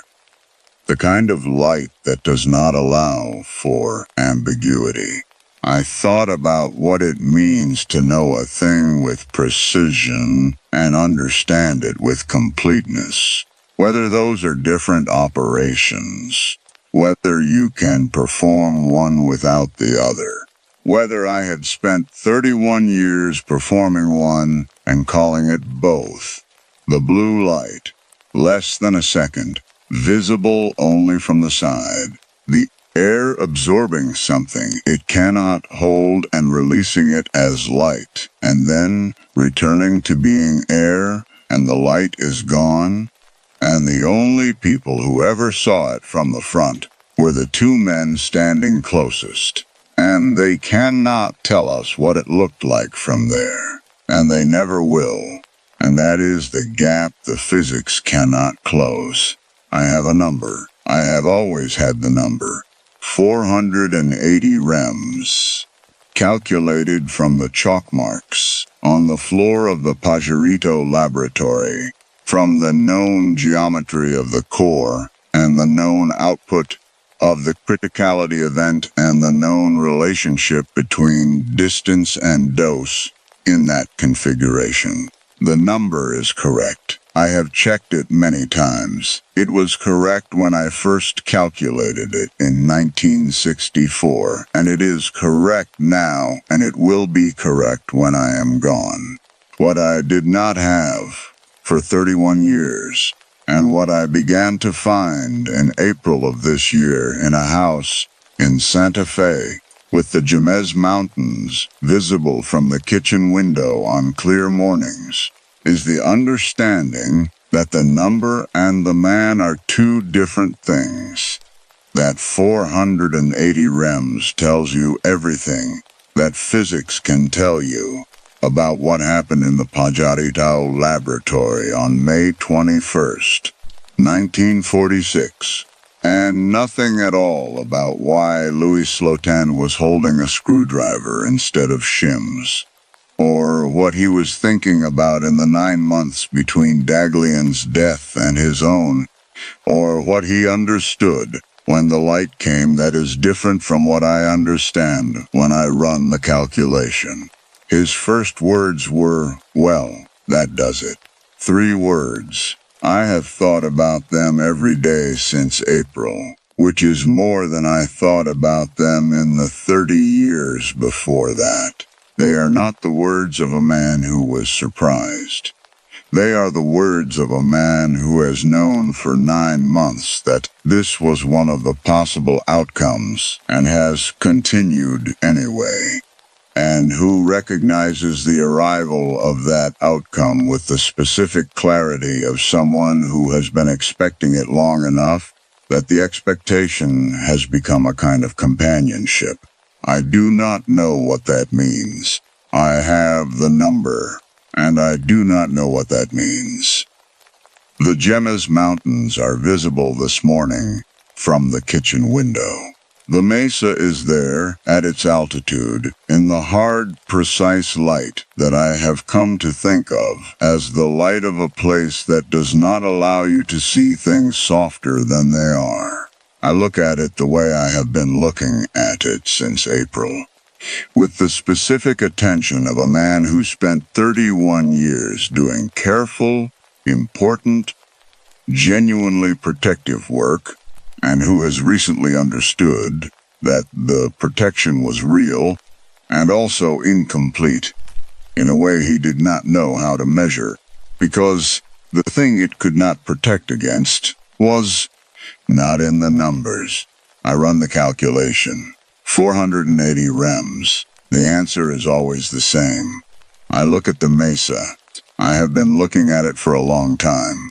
I think I am finally beginning to understand that looking at it directly is not the same as seeing the light from the front. That there are things you can only ever see from the side, and that the best you can do, the most honest thing a person who works with numbers can do, is acknowledge the angle.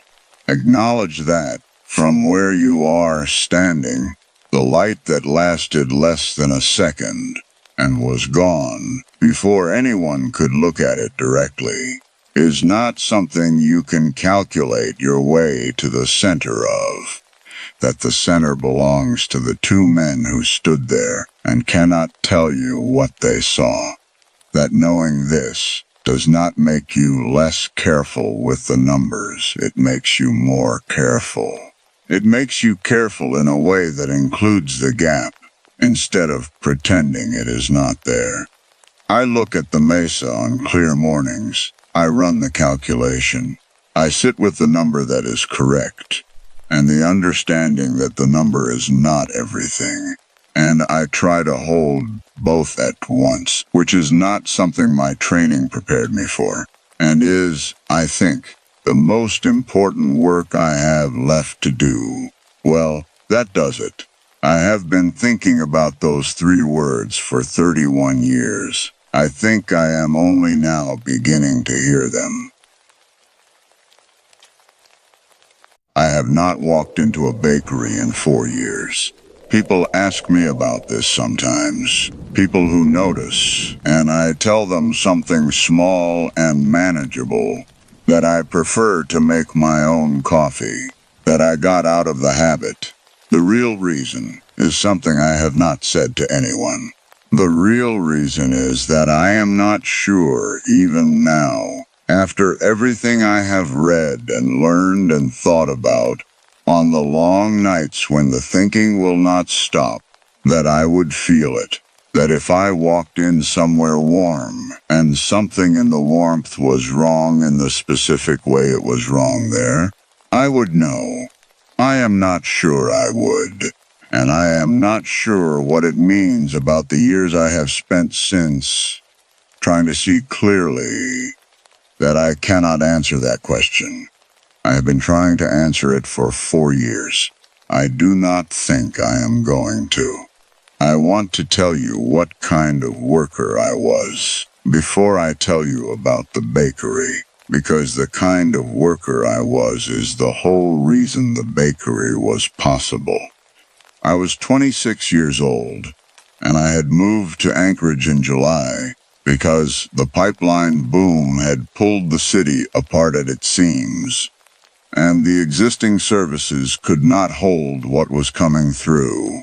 They needed outreach workers, people willing to go where the women were, which meant the clubs on 4th Avenue and the bus depots and the parking lots behind the truck stops where women waited in the cold for rides that sometimes came and sometimes did not.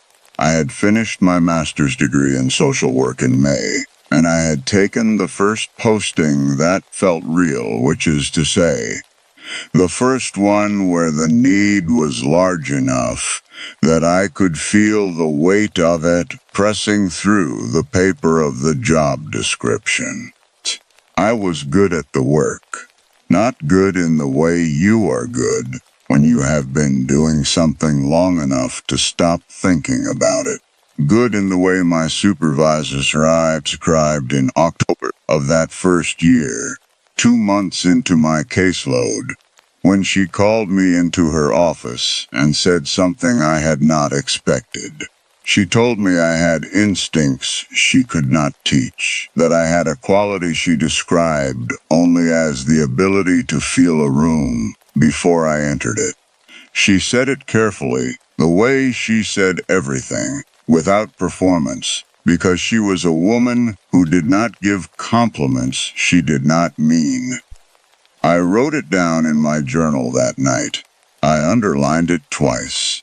I read it back to myself on the hard nights, which were frequent, and it was the thing I held on to when the work felt like standing at the edge of something I could not see the bottom of. The bakery was on my route. I lived in the Muldoon neighborhood, and I took the bus into downtown before most of the city was awake, because outreach work runs on the hours of the people you are trying to reach, which meant early mornings and late nights and the specific exhaustion of a person who is never quite off duty. The bakery sat at a corner I passed every day. It was small and lit from inside, in the way that small businesses lit from inside look on an Alaskan winter morning, which is to say they look like the only warm thing in the world. The windows steamed at the bottom from the ovens. The handwritten sign in the glass said, "Fresh bread daily," in letters traced too many times, gone soft at the edges. I went in the first time because it was November and 11 degrees, and I had 40 minutes before I needed to be anywhere.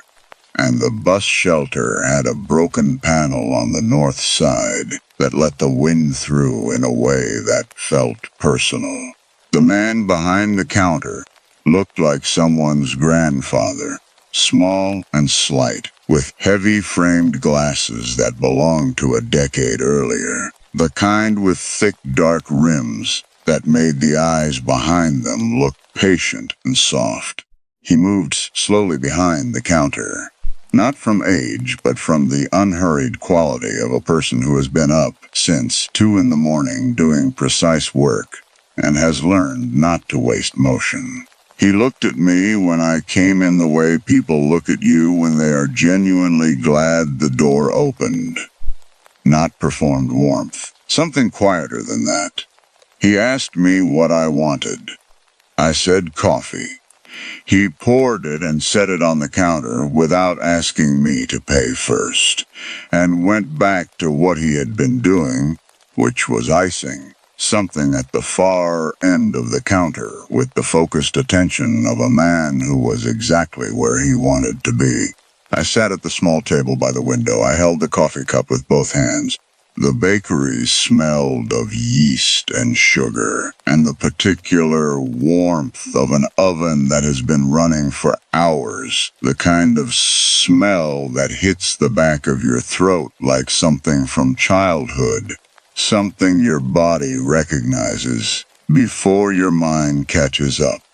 Outside, the street was still mostly dark, just the occasional truck moving through the intersection, its headlights cutting yellow through the frost on the glass. That warmth.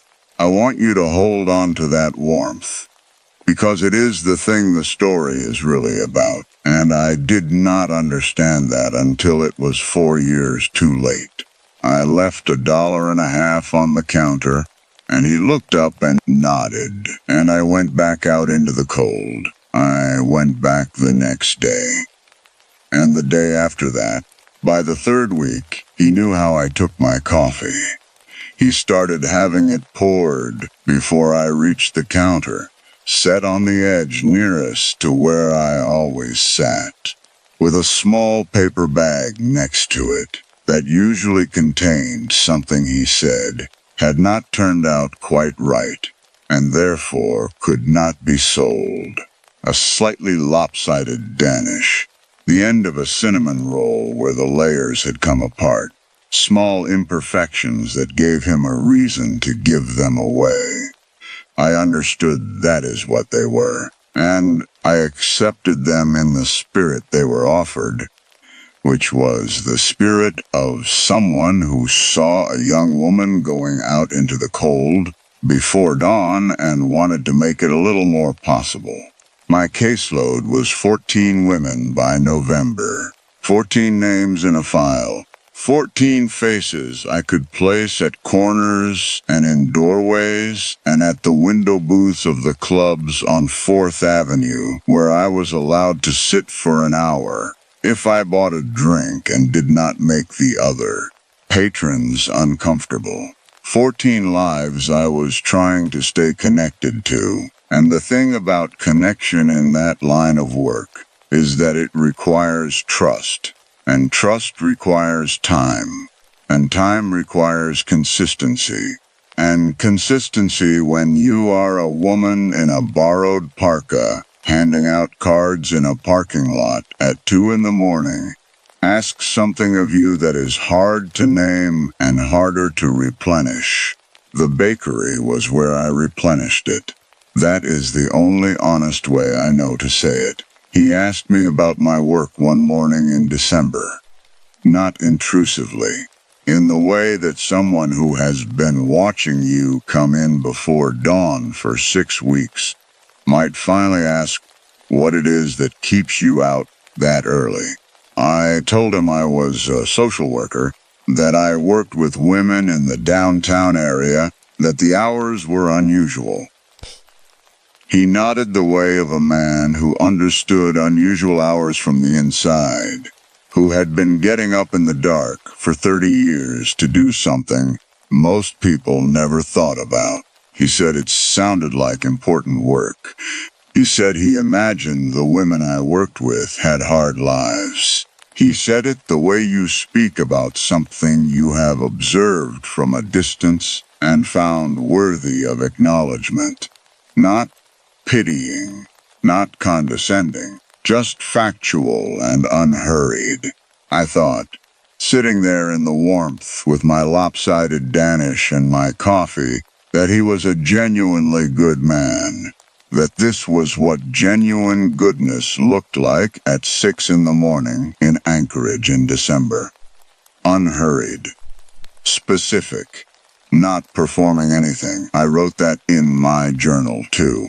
That some people are exactly what they appear to be. I underlined that as well. One of my clients disappeared in the second week of November. Her name was Darlene. She was 22 years old, from Washington State, following the money the pipeline had pulled north, the way money pulls people. She worked at a club on 4th Avenue called The Embers, which had a neon sign in the window that flickered on the E so it read The Embers in the Cold. And I had always meant to mention that to someone who could fix it, and never had. She wore an arrowhead necklace she never took off, which had been her mother's. She was trying in the specific way of people who have been disappointed enough to be strategic about hope, to save enough money to go back to school. She had told me this at our third appointment, sitting in a booth at a resource center on a side street, with her coat still on because she was always cold. She missed the first appointment without contacting me. Unusual but not unprecedented. She missed the second. I went to the Embers on a Tuesday night, and the woman at the bar said Darlene had not been in for 2 weeks, that people thought she had gone back to Washington, and that these things happened. This was true. These things happened. Women in transient work in a transient city moved without notice, followed different money, changed their minds. My supervisor had prepared me for this. The casework literature was clear about the difference between a client who had moved on and a client who had been lost, and the difference lay in documented risk factors and frequency of prior contact and professional assessment of individual circumstances. I reviewed the file. I documented the missed appointments. I wrote relocated, unconfirmed in the status field, which was the correct clinical terminology. I closed the file. I did not let myself finish the sentence I had started in my head the night I wrote it, which was that she would not have left without telling me about the arrowhead. I went to the bakery the next morning. He had coffee waiting. He had a small bag of something that had not turned out quite right. I sat at the table by the window and watched the frost on the glass and thought about something else. I was trained to read risk. I want you to understand this precisely. 6 years of education and a year of field placement, specifically designed to help me see danger before it reached the women I worked with. To feel a room before I entered it. My supervisor had said this to me, and I had believed it, and I had written it down, and I had been in the time since, proven right enough times that the belief had become something closer to certainty. That certainty was calibrated in one direction, outward, toward the women, toward the specific populations and risk factors and documented vulnerabilities that my training had named and given me tools to identify. What my training had not calibrated was the inverse, not vulnerability, threat. Not the person receiving harm, the person who produced it while maintaining every appearance of its opposite. I had tools for one side of that equation and nothing for the other. And I had never noticed the gap, because I had never needed to point the tools that direction before. This is the thing I need you to understand. Not about him, about me. The morning everything changed was a Thursday in January, closer to 5 than 6, because I had an office meeting at 7:30. The bakery was at its most itself in that hour. The light inside was warmer against the deeper dark. He was at the counter, working on something that required both hands and most of his attention.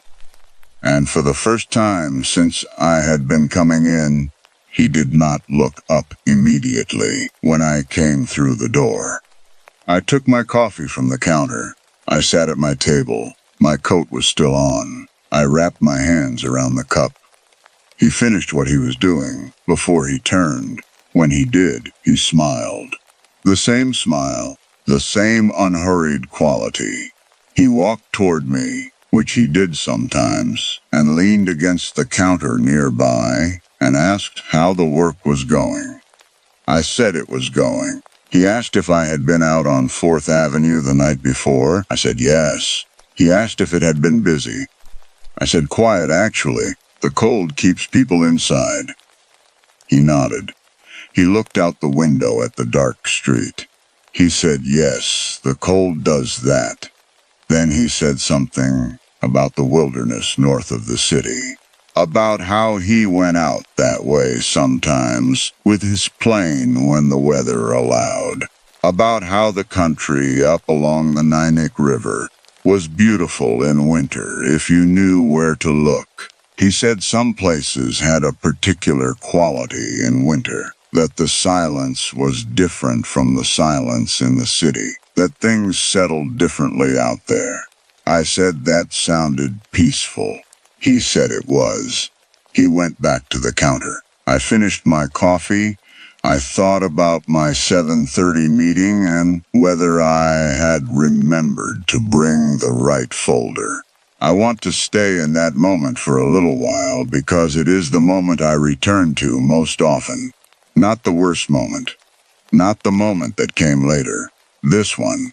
The two of us in the warm bakery in the early morning dark, his voice even and unhurried, talking about the country north of the cities and about the silence out along the Knik River, and my hands warm around the coffee cup, and the folder for my meeting on the bench beside my bag, and the thought in my head about whether I had remembered it.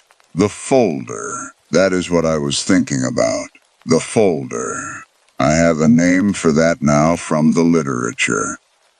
Cognitive distortion under sustained dread.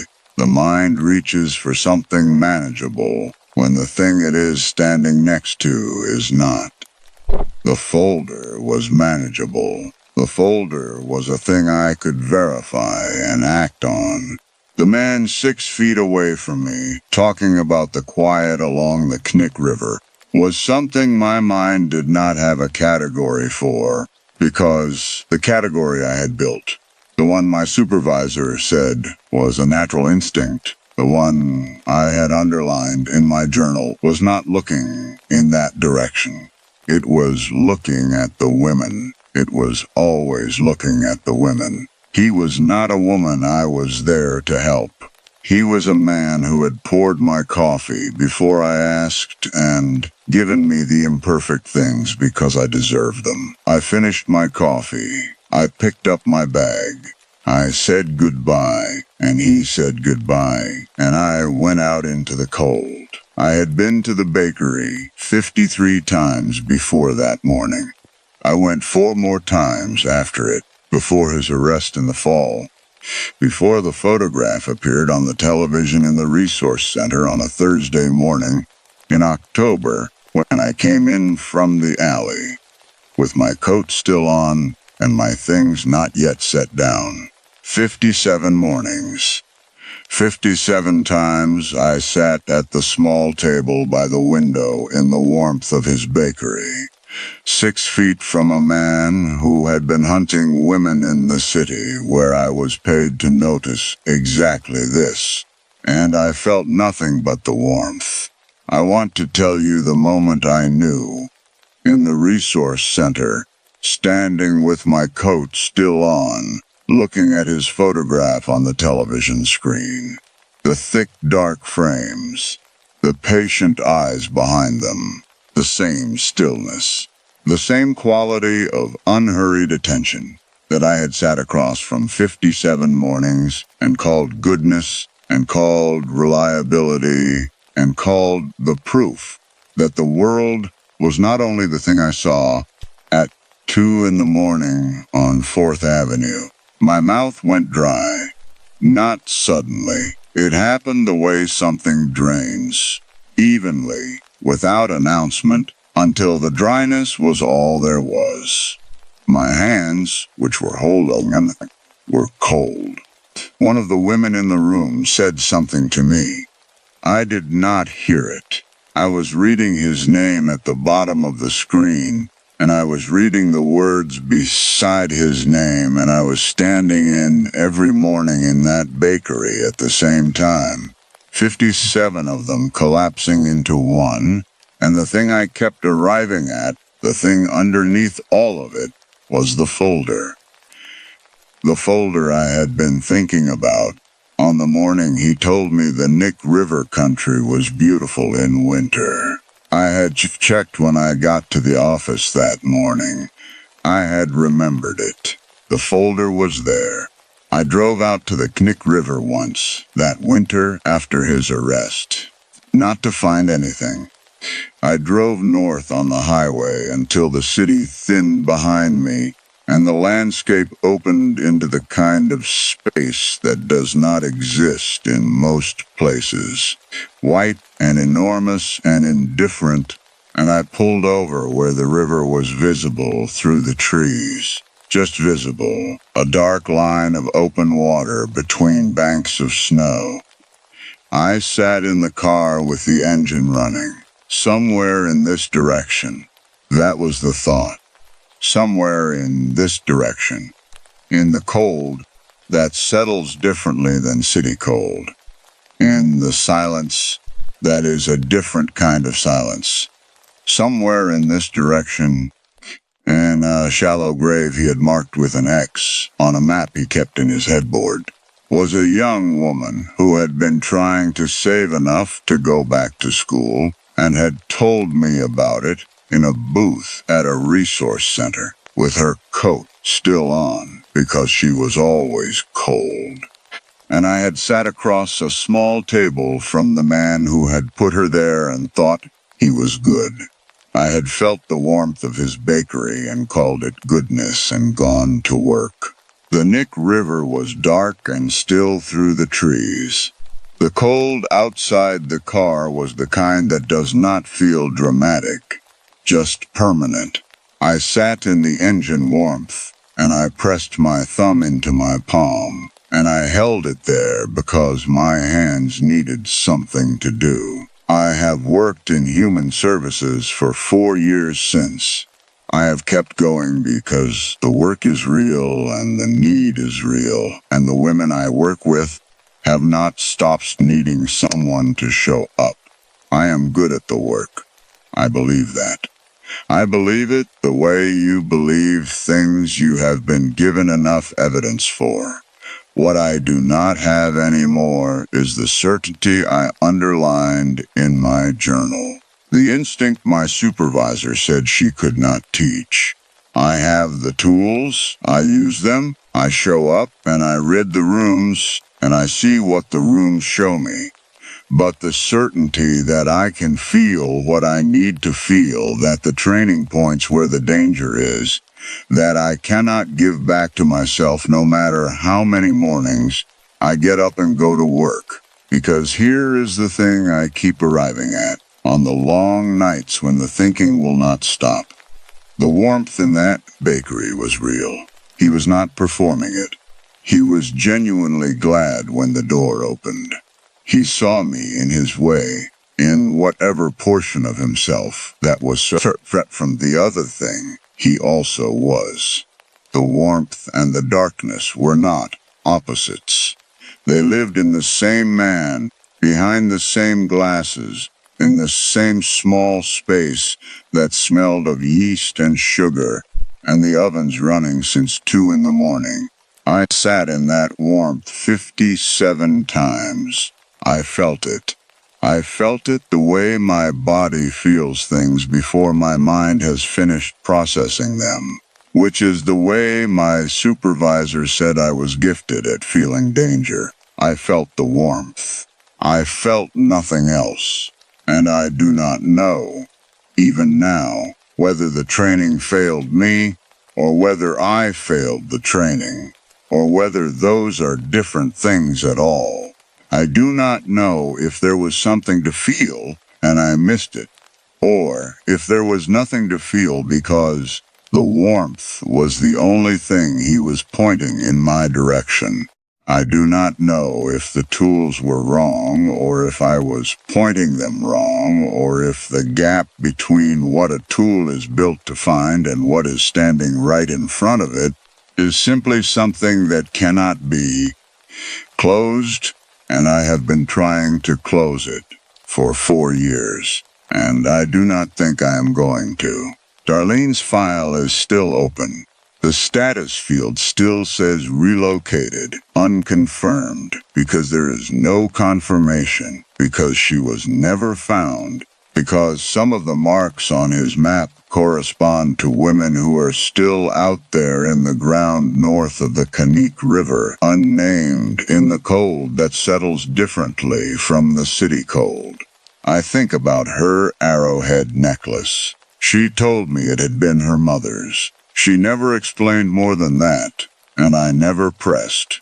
I should have asked. Not because it would have changed anything, because she had wanted to tell me, and I had let the conversation move on, and that is the kind of thing you notice differently when you are looking back. I do not go into bakeries anymore. When people ask, I tell them something small. The true explanation is not something I give to people, because it is not a satisfying explanation. It is just the truth. The true explanation is the question I cannot answer. Whether I would feel it now, whether the instinct my supervisor said she could not teach would point, this time at the man behind the counter instead of the women I had come to help. Whether 4 years of understanding what I missed has changed anything at the level where the missing happened, which is the level underneath training, underneath instinct, underneath the journal entries I underlined because I needed them to be true. I do not know. I may never know. That not knowing is the thing I carry into every room I walk into now, and into every room I do not walk into, and into the cold at 2 in the morning on the streets where the work still needs doing. It is the weight the warmth left behind. It is not going to lift.